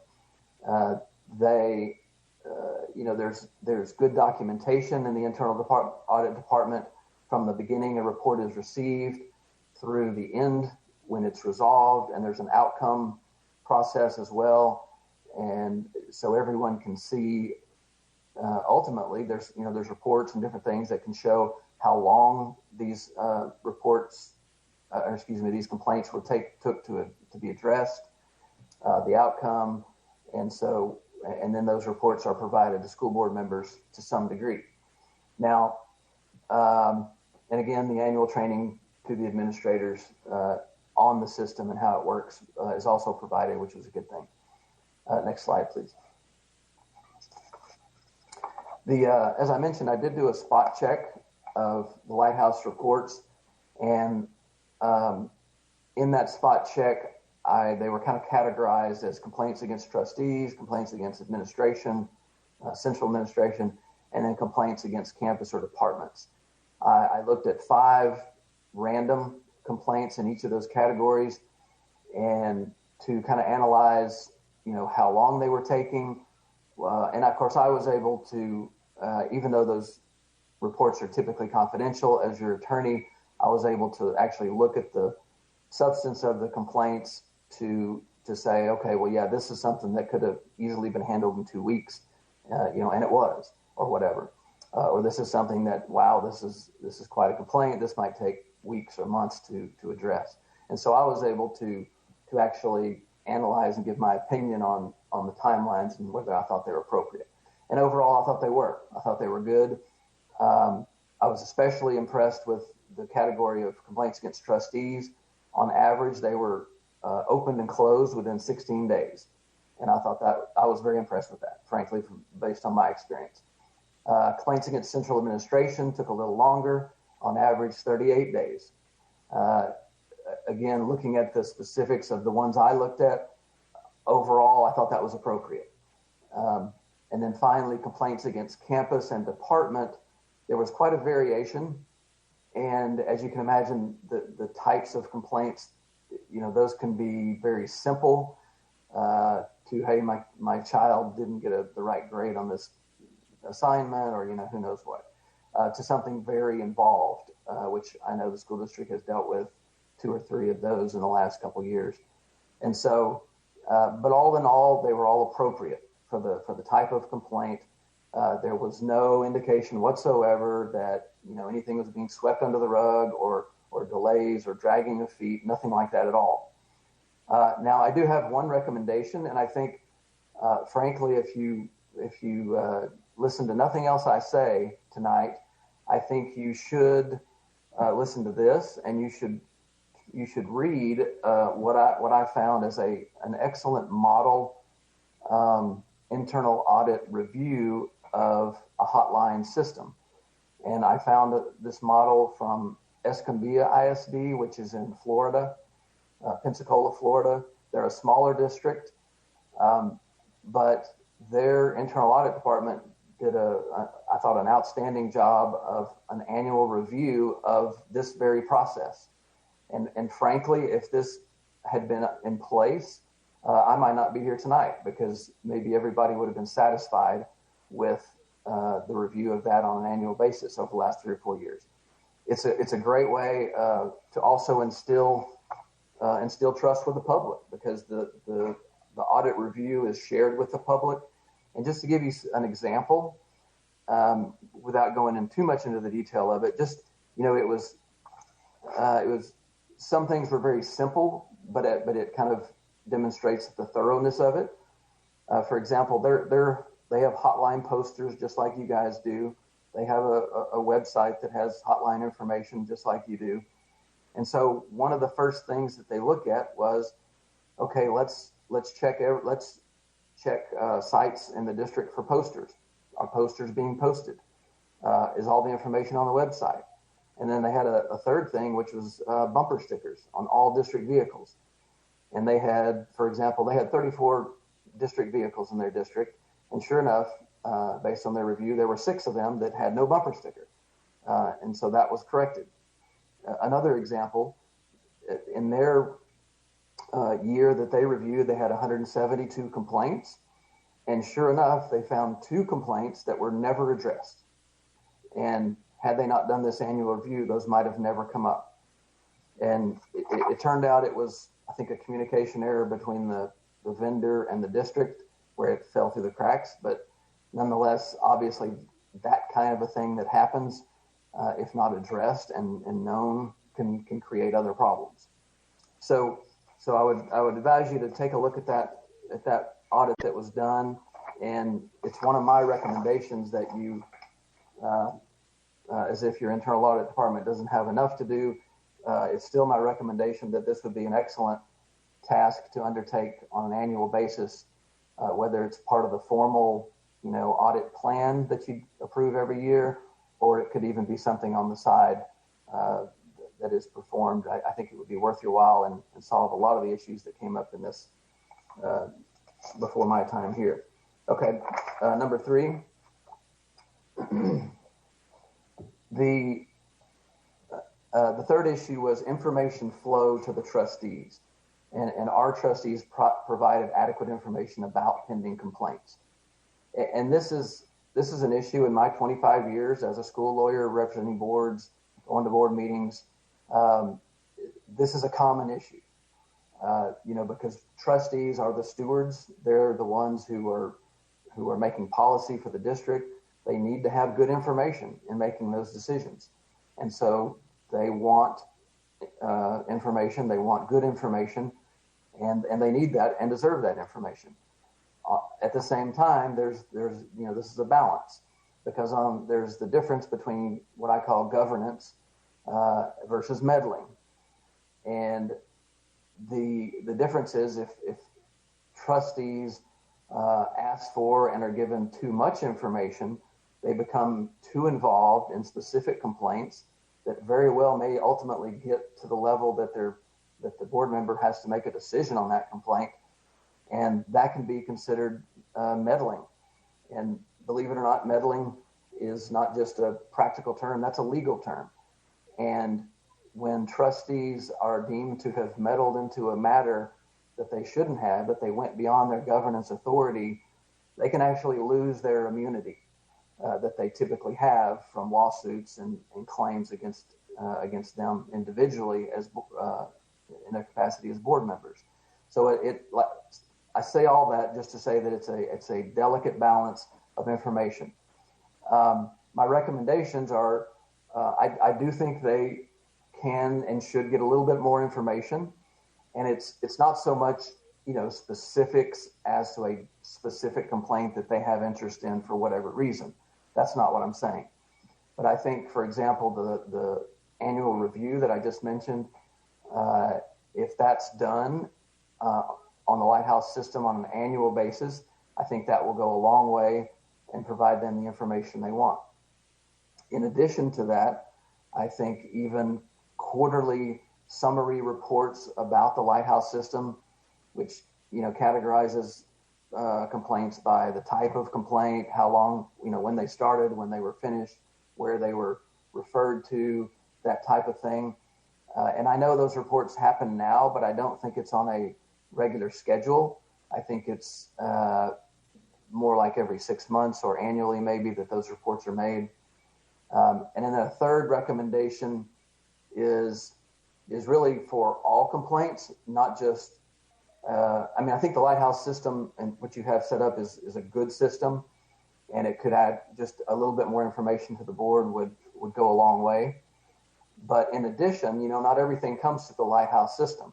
You have complaints that are filed by parents, students, community members, employees, in large part, and those go through the processes that are set up in your policies. And what I found was for example, I think every department that's sort of in charge of managing these in one way or another, be it the general counsel's office, be it the human resources department, to some degree, your chief of staff, Dr. Presley, they have some ownership, if you will, in processing these complaints. And I know that each one of them has their own method of kind of keeping track of what's out there and making sure they're adequately handled. And I found no indication that they're not. But I think it might be helpful if, as the district grows and at the right time, there should be maybe a clearinghouse, a single clearinghouse, where the superintendent or a board member or the superintendent could contact one person and say, how many employee complaints do we have pending right now? What are they? Where are they? And that person can provide that information from one data source. Right now, I think while all these departments work together, I don't know that there's a specific single clearinghouse, and that may make things a little more efficient. And so that's a recommendation. I want to say, I put the word consider in front of that for a reason. I don't feel like I have the information to say it should be this way, A, B, C, and this person should do that, and this person should do this. I think every district is going to develop their own customized plan based on how their administration is set up, everybody's duties, that kind of thing. So I didn't want to say it absolutely should happen and this is how it should happen. Okay, number 4. This is the public trust piece. What can be done to instill greater trust from the public? One, I would say, in my opinion, in my review, I thought the administration did a very good job and appears to have handled all complaints efficiently and effectively, as far as I could tell. Recommendations would be, as kind of what I've already talked about, I think there could be a little more information flow to the board, so the board has more confidence, and in turn, maybe the public has more confidence as well. And I think that annual review, similar to Escambia ISD, would go a long way because that's presented to the public, and you could even obviously take in public input when that report is presented to the public and make things better from that perspective. Number 5, the discretionary administrative decisions. And this was pretty specific with regard to complaints that are made against trustees or the superintendent. Because, while you have specific policies, DGBA for employees, FNG for parents and students, GF for community members, you have those policies, and that's how those complaints are funneled if they come in that way. Sometimes complaints against trustees or the superintendent might fit within one of those categories. Sometimes they don't. And the question is, well, how do we handle those? Because they may be really sensitive because they're at the top tier of the administration and the trustees. but how do we also handle them appropriately and fairly for everybody involved? So really my recommendations in that regard, and this kind of speaks to the ones that come through the Lighthouse system, because those come through internal audit. And internal audit has to decide, where do I go with this complaint against, Trustee Smith, for example? Well, and I think my recommendations are, once you see them, they're kind of obvious. If you've got legal issues, you want to involve your board counsel or potentially even outside counsel if board counsel is a little too close to the particular matter for whatever reason. On the other hand, if the complaint is sort of what I would call an ethical or policy issue, more of an internal district issue that doesn't really involve a lot of legal issues, maybe, then I think those are reported to the board president at a minimum, and the board president decides how to handle those in tandem with the internal auditor. Sometimes it can be as easy as the auditor going out and confirming a particular fact that resolves the complaint, and that's the end of it. It just kind of depends. Next slide, please. The second part of the internal auditor's decision tree, if you will, when they get one of these complaints against through the Lighthouse system, the second part of it is, okay, I've informed, let's say, the board president and board counsel. Now what do we do? So the second part of this are the investigation options. And it's always going to depend on the circumstances. There is no set rule that's going to fit every time. But as you can imagine, if there are legal issues involved, you're going to want to get either your board counsel or outside counsel involved. And if there aren't, then potentially it can be handled between the board. I think it goes through the board president, and who works with the internal auditor could work with board counsel if needed, and really goes straight to that board member and tries to resolve it. And to the extent necessary, lets the whole board know, here's what came up, here's how it's been resolved. Does anybody have any issues with that? And the board the law already allows the board to meet in closed session, talk about internal issues like that as it is. So, and then finally, I think the last slide, issue number 6 dealt with adequate resources. And, without question, Round Rock ISD has been a very fast growing school district. And it was interesting for me because in a lot of ways, I think I felt like I was in a small school district, but at the same time, there were some parts of the district that made me feel like I was in an urban school district. Y'all are kind of that in-between suburban district that is growing very fast. And so ultimately, I think I had three suggestions, recommendations to consider. Again, I'm not, I think this depends on a lot of things, but I think they're worth considering. One is dedicated investigators in the HR department. I've worked with other districts that have what they call employee relations investigators. Primarily, they deal with employment matters that need investigation, and they're very helpful. Nowadays, with all the laws the way they are, you have to investigate so many things, and you have to show that you did it and you weren't deliberately indifferent to the issues that someone raised. And so having internal dedicated investigators, that's their job, and you house them in the HR department, I think that's the most appropriate place because they're going to mostly do employment investigations. I think that's something that you ought to consider going down the road. The complaints are going up, your school district's getting larger, the law is not getting any simpler. 5 years from now, I would guess that you will probably have them. The second one, and this is a very much a consider, one thing I noticed is the HR department has a lot of pieces to it. Your executive director of HR wears a lot of hats. And I think at some point, and particularly if you hire dedicated investigators, you might want a position that is called Director of Employee Relations. And their job is to essentially manage employee complaints. And the HR director, obviously gets involved in those, supervises them, but is able to do other things and this person's dedicated to that job. And that's obviously related to complaints. Finally, it was brought up that, of course, your general counsel has a great deal of employment law experience, and I believe there was one other lawyer in the office that also has some employment law experience. But when you get to the point where you want to hire another in-house lawyer, I would recommend that you get someone who has employment law experience, because that's going to be your bread and butter when it comes to complaints. That's a big exposure area.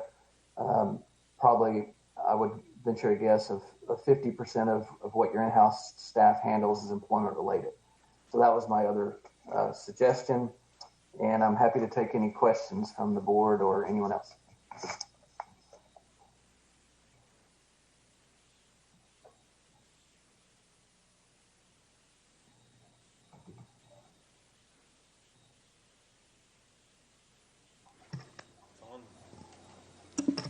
Okay, wait, now it's Oh, working. yeah, there it goes.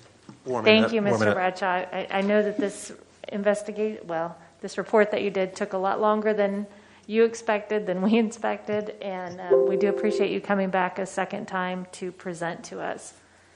I don't know if there were other board members that had questions. My only question, and I know Raquel and I had talked a little bit about it, and I think you mentioned it. She had mentioned a process map, and you said something about a decision tree.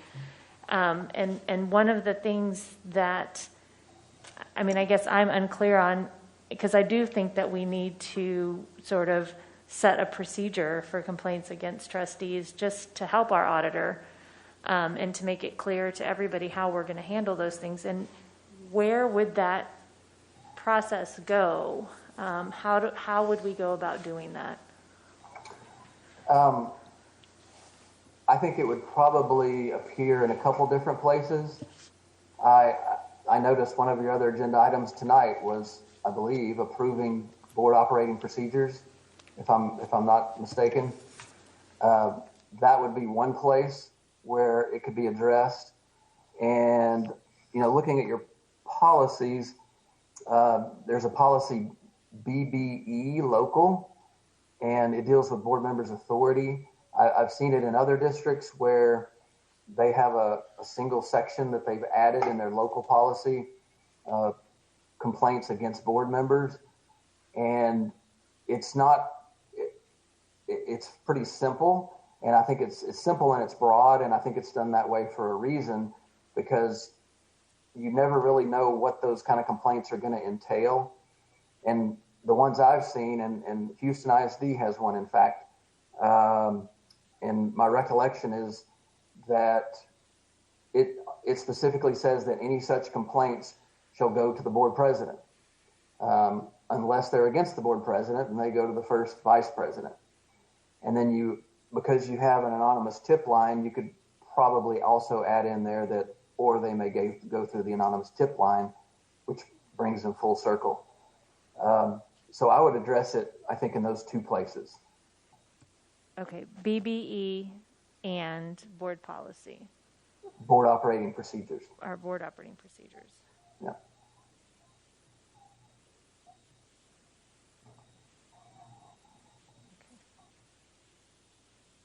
Did any of the other trustees have any questions for Mr. Bradshaw? I did. Oh, Mr. Chadwell. So, can you hear me all right? So, yes. Several things. Thank you, Mr. Bradshaw, for this report. I think it was about almost a year ago, October maybe is when we started, and I think we selected you, maybe it was November. And part of this was brought forward for a couple of reasons. One is we were getting a lot of comments about one of our high schools, early college high school, and supposedly people were sending in comments to the hotline, and we never heard about it. So that was one of the requests that we had to include that. So thank you for that. And one of them also, kind of backing up to that, was there was a report against me that did get brought forward, and it brought an outside attorney. There was an investigation, and I don't know why that one was brought forward, but others against other trustees didn't get the same level of attention. So I feel like this is really outside of the scope of the discussion. Let me go ahead and finish this. This is a board discussion. Let me finish this. So the reason I'm bringing this up is there's some background to all of this and how this was brought forward. And it was something that we needed to look at and we needed to bring forward and discuss as how it worked. So again, some of the hotline reports that were submitted, we never heard about them other than we got a report from the internal auditor that said there was a complaint against an administrator. It was handled. Something almost that brief, that little detail. So it is important for us to build public trust and for the public to know that they can bring this comment up. I sent an email to the President Weir back in January about a follow-up of how the auditor was selected and the process of that. The auditor reports to the board. The board is supposed to select the auditor. And I sent a follow-up to that. I can send it again. But it is important for the public to know that they can make comments and there can be trust. And if they do have a comment, something that they want to bring up that is important. And then it's kind of related to that is open records. This wasn't in your scope, but we also have people who submit that and they want to know. So I do think that there should be some spot checks. I think you mentioned that. At a minimum, there should be spot checks. And then the final thing that I had on here was about confidentiality. When somebody goes to our website right now, to the board site, and they want to submit something to the trustees, they can send an email to us. But the board policy says, and there's a response, that the information will be shared with the superintendent. And I do think it's something, and I've also sent that to the superintendent and to President Weir, that we should have a discussion on that, or at least at a minimum have a comment that says, if this is confidential information, you don't want it to be shared with the superintendent, then you need to go to the Lighthouse. And I had my auto reply set up for that for a while. So those are my comments. I think there's a lot of room for improvement. I looked at your report. I know I sent you a response with a lot of edits, your 33-page. I thought you were going to present that, but it looks like you've kind of summarized it in this 11-page presentation, if I understand this right. And the other one was a 33-page, very detailed. Of course, that was a draft. And then you had a much longer one. So, again, I think we authorized $10,000 to do this at the beginning. I thought it would be a 1 month or maybe a 6-week process. And, of course, it's taken this long. But, of course, a lot of distractions about the last few months with the COVID and a lot of delays in that. So thank you for your presentation. I do think that we should review this information and heed some of your recommendations and go forward from there to make sure that we do, very important to build public trust. All right. And just, I see you, Mason. Just for clarification, the full report is on the agenda. So then people for can, some reason it's not refreshed on here. So anyway. it is. It wasn't part of Mr. Bradshaw's presentation right now. It was, the 33-pager was on there. The whole thing is part of the agenda. Okay. If anybody wanted to see it. Okay. For some reason, again, I'm on my computer here. Sometimes I'd have to refresh it when I get here. But thank you. Okay. Trustee Moses. Thank you, Madam President, and thank you, Mr. Bradshaw, for this report. Mr. Chattel, I'm going to disagree a little bit with you there because I think this actually shows that our staff was doing a great job. I think this shows that they were doing some things that were absolutely the way they need to be done. And it's great to have some notes here that we can go and look at. And I think they're good ideas to adopt. And there are a few things obviously we have to discuss, make sure it's set up to fit the needs of the district. But in general, they're good recommendations as far as just improve the process. But I think this should give the community confidence that the White House system is operating the way it should. Things are getting handled the way they should. Information is getting processed the way it should, and we're going to find ways to even give more to the board. Mr. Bradshaw, a couple questions for you, though. Wait, could you talk real quick, just go back and restate one of your comments about how the board should get more information? Because I want to make sure we're all singing from the same hymn on what more information is. That doesn't necessarily, what as I understood it, and correct me if I'm wrong, that wasn't going and saying, hey, I'd like to have this. It was more, hey, we're going to provide more reporting on how it's going to be done. That I just want to make sure we're all on the same page there. So tell me, make sure if I understood that correctly. Yeah, I think you did. My intent with my comment was that more information about what's out there in terms of statistics, if you will, of complaints, more could be certainly provided. And I think, I'm absolutely not saying that, more information about a particular complaint and how it's going or where it's going. Now, there's a certain amount of that is allowable, but that's up to the superintendent to flow that information to the board as deemed necessary based on the circumstances, and certainly with some input from board counsel if needed, if there are legal issues involved. But yes, I think my point was more information about sort of statistically, if you will, what complaints are out there, what types of complaints, how quickly are they being handled, just sort of a checks and balances that what Mr. Chadwell alluded to is not happening. That they're not being ignored, they're not being delayed purposely, that kind of thing, which I found no indication of at all. Great, yeah. So there was none of that happening, which is great to know. And then also, I feel like you put the word out there, so I feel like I have to ask: did you find any evidence of boards of us meddling in any of the investigations or anything? Because I know that's probably going to be a question people would want to know: is did you see any of that going on? I did not, but I can also say the extent of me looking at any particular complaint was looking at the random Lighthouse reports that were 5 of each category, if you recall, and what I looked at was what was reported back and forth from internal audit in Lighthouse. I didn't see any indication that made me would think that was the case. So no. Right. Yeah. Well, I appreciate it, because I know some folks would look at that word and say, well, what's that going on? Is that why we did this? Because that's always, so I just wanted to get that clarified. So I appreciate that. And then the last question, at least, is on the discretionary decisions. I agree, like a flow chart. I think that'd probably be easier for the auditor. On that, especially if it's supposed to go through the board council and the board president, was there any consideration to maybe that being either be the board officers or the board president and vice president? That way there's kind of at least two sets of eyes looking at it from on the board to ensure there's no type of, I feel like that's a lot to put on one board president. That's a lot for them to say, hey, I got to decide how to handle this. That way there's at least one other trustee who's helping them navigate those waters. I think that's a fair suggestion and not a bad one at all. And at some point, the rest of the board is going to be entitled to kind of know what happened and as well. So yeah, I think that's a good suggestion. Thank you. Again, I really appreciate your work on this, and I really hope this puts this to bed.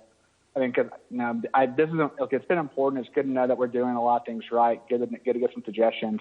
But I know there's been some folks who have really been pushing this, and I hope now we can just move on to things that are really important, like dealing with kids in the school year and our teachers, and let that be the priority again and not this kind of thing. So thank you for helping us all move on. Sure. Thank you. Were there any? I got it. We're going to make a motion here in a minute. Any other questions, though? But I do have one more comment. Can I make a comment? Sure. Absolutely. No, I just want to thank the board for asking for this look at our procedures, and thank Mr. Bradshaw for his thorough look at it. And I am proud of our departments, and I want to compliment Raquel and the work she's done as our internal auditor. Always professional, always handles everything that I'm aware of the right way.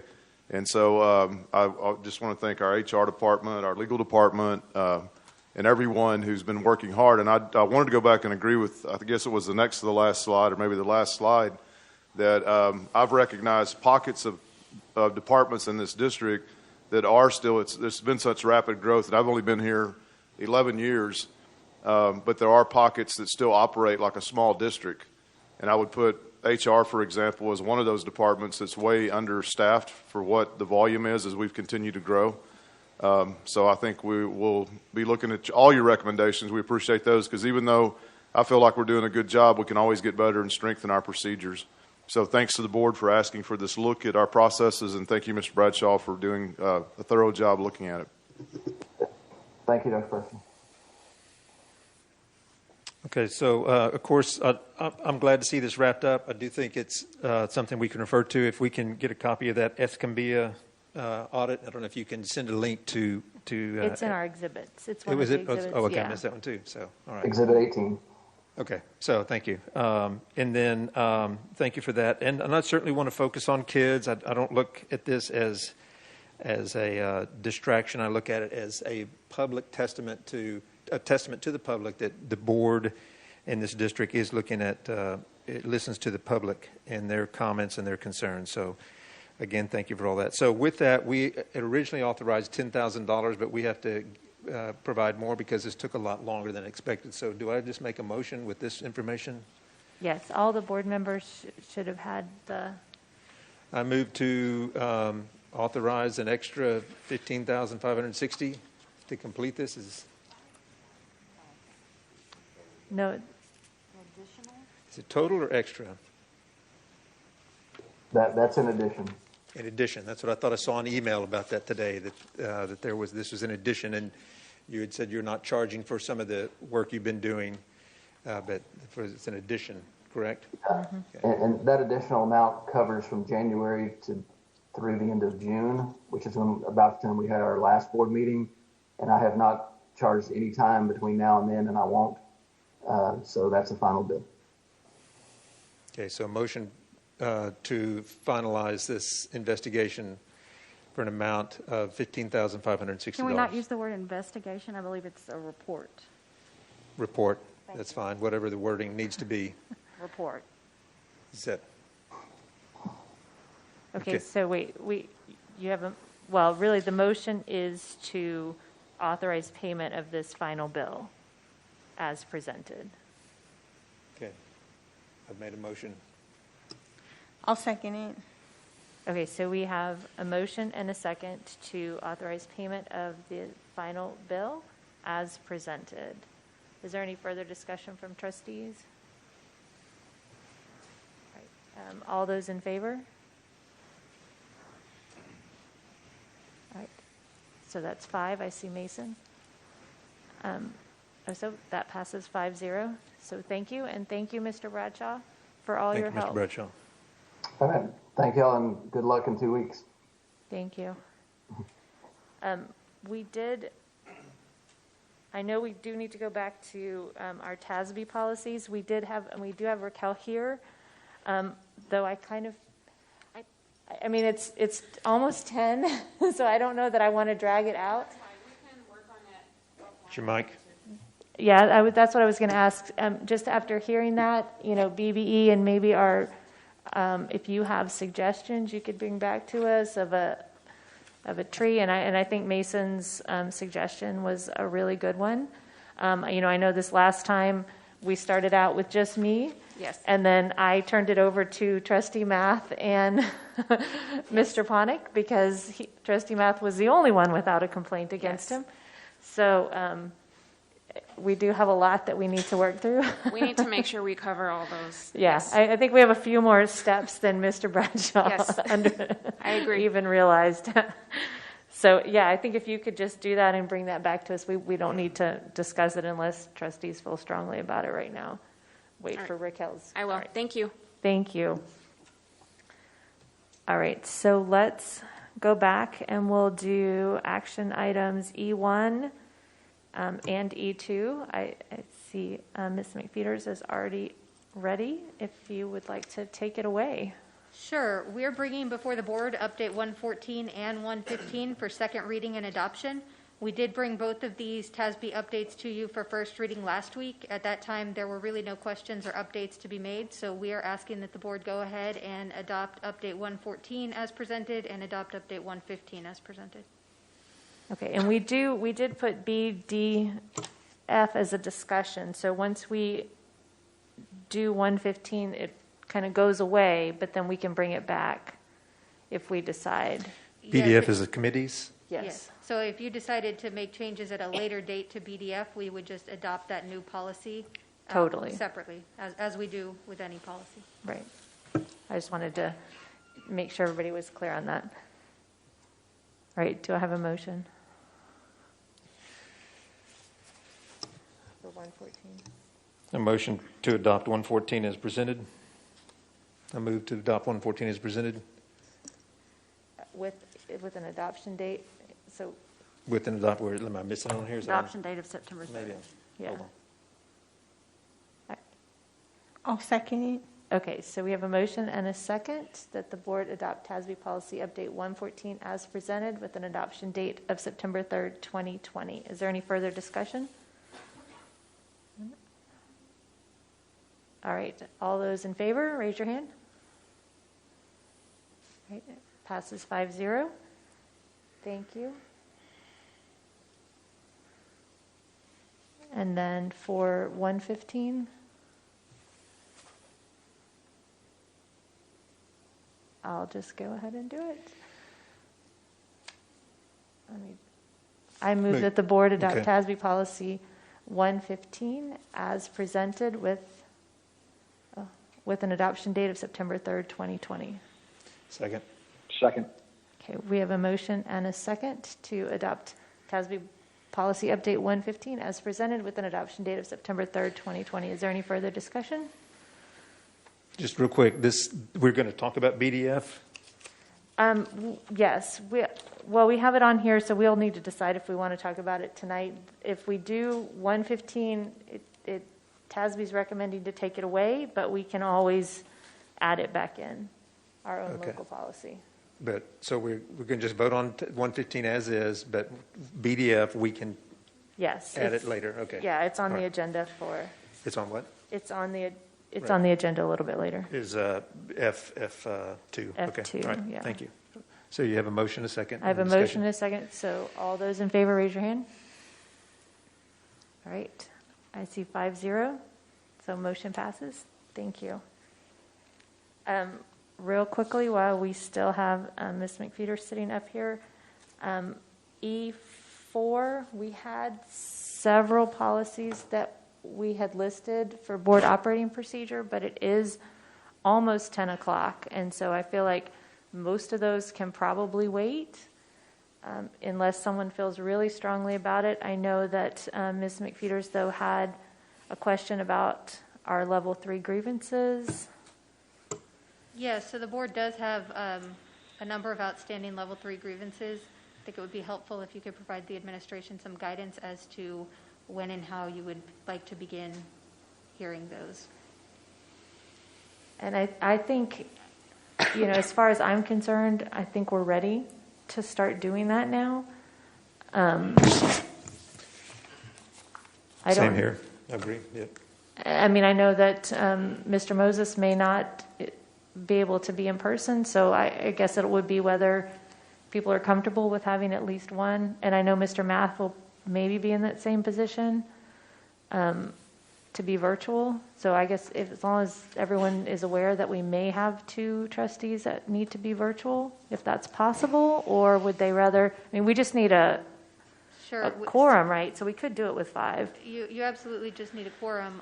I guess the question is, do you intend for the parties to be physically present, or do you want to do those virtually, to have the parties appear virtually?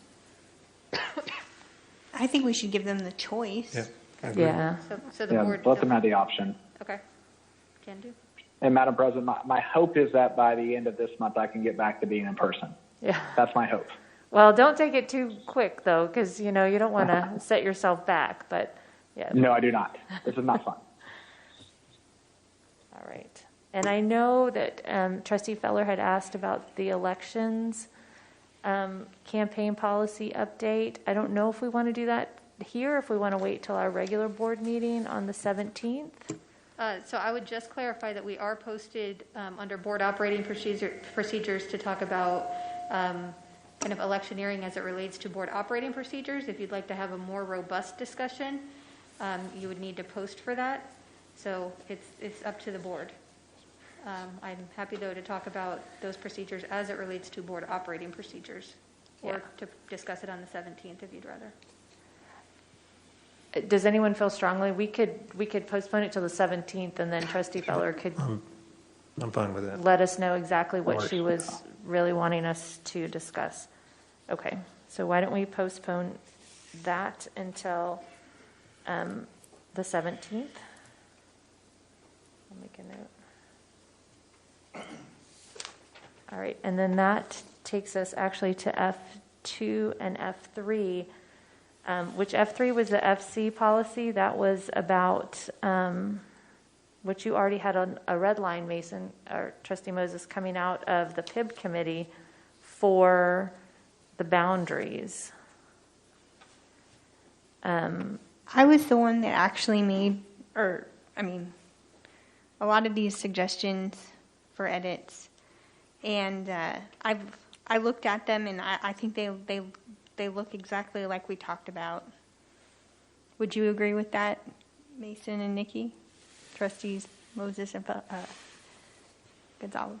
Yeah, sure. Yeah, I would. I would say that's the thing. I've gone through it again, and everything looks like it was the same. I don't notice anything different. And I looked and really, and this is just, if anybody is still listening, I think this is still a good one for us to look at since we just went through this process. Just to, you always get smarter. The one thing that we would need to at least discuss is, or at least hear, and I'd like to hear from Dr. Presley or Dr. Flores, is on number 3, on page 1, number 3, it says the administration shall give the board written notice of the communication plan X number of weeks before the public hearings are held. So that really is just, if everything else is good, that's just the one thing we need to decide and really hear from administration on what's a reasonable timeline there. Yeah, I'm sorry, I didn't know if you were wanting an answer tonight. I think Dr. Flores should weigh in on that, and we've not discussed that specifically. I remember it from the policy committee when we were having the PIB committee meetings, but we haven't had one of those for quite some time. But I would want the superintendent to weigh in on that before I gave you a timeline on there. Okay. But it's for discussion only tonight, right? So we can have that put in, and then It is just for discussion only. And I guess I'm feeling like, and I had some suggestions for BDF because I did feel like our committees are pretty important, that when we, and the way our old policy was, is just to sort of explain to the public what the parameters are and how people are chosen and that sort of thing. And so I know that we just updated 115, but I would like us to come back and talk about BDF, but I'm also very aware that it's 10 o'clock. And we're also missing several of our board members, so I think that is a discussion that maybe we should all engage in at a later date. Right, and so I guess I'm feeling like we should just postpone, maybe have a special just policy, maybe if we could at some point, and not have the COVID update that goes before it, and not any of the other stuff, more like your the PIB committee meetings. The only thing that I think we had needed to decide before we go back into closed is that we had talked about getting rid of board committees. And if Doug is still on the line, or I hope he's still on somewhere. I am. And I can't remember which policy that is, but at one point I think we voted to create the committees. And so do we need to vote to suspend them? I think you just, they don't. I mean, I think do we not the have to committees vote? are the boards to use as they wish, as often as they wish, and they can just ignore having committees if they want. I mean, the policy is just a way to outline how your policy structure would work. But if the board's of the mind that they just want to postpone that process, you're not required to dispel with that policy or change it. But ultimately, if you're moving in that direction, you want clarity for everyone to see, I would recommend you just do away with that policy to eliminate committees if that's the board's desire. I don't know that we want to get rid of committees totally, but I think what seemed like the consensus is that they're not really working all that well. We would do stuff in committees and then we'd bring it back and the whole board would have to hear it all again. And so we really wanted to just go to the workshops instead of committees. So you're just for clarification for the public and for me to make sure, there's two kinds of committees. You're talking about the committee, the PIB committee, the Policy and Innovation Budget Committee, and then there's a Facilities Committee. Correct. The other committees that I put, and I thought this is what this was referring to, was I put on the message board about community committees. Right. So boundary committees, bond study committees, police task force. There's a task force versus a committee. What clarification on? So I just want to make sure that we all understand the two different committees are being referred to here. Correct. So BDF, when we're going to talk about that is community committees. And then this BDB is actually our board committees, of which there are subcommittees, two. And yeah, we have subcommittees two standing of the board. ones right now. Mr. Trustee Moses. Thank you, Madam President. Yeah. Let's do that. I would say, I was about to make a comment. I think Trustee Gonzalez is right. Let's wait until Trustee Knapp and Trustee Feller can join us to have to talk through that, because I think probably more of an ad hoc model of committees is best, but let's talk about that when we're all together. All right. Well, then we will, and it will mean another meeting. But hopefully we will do one that is not, we don't add on 12 new things and then all of the staff will not have to be here. So I think then we are back to, we need to go back into closed. We need to go back and do D2 and 3. And those shouldn't take too long, but we do that in closed, right? Are we done with everything else? Yes, because we'll just postpone everything else until we'll just set another meeting just to talk about policy when we have the other trustees. All right, so it is 10:04, and so we will go into closed now, and pursuant to Texas Government Code Section 551.071, the board will consult with its attorney regarding case of BNF Yvette Mendoza and David Ortega, and Yvette Mendoza and David Ortega versus Round Rock ISD and YMCA of Greater Williamson County, case number A-19-CV-0860-LY. And pursuant to Texas Government Code Section 551.071, the board will consult with its attorney regarding Aaron Wolber versus RRISD, case number 119-CV-602-AWA. And it is 10:04, and we are in closed.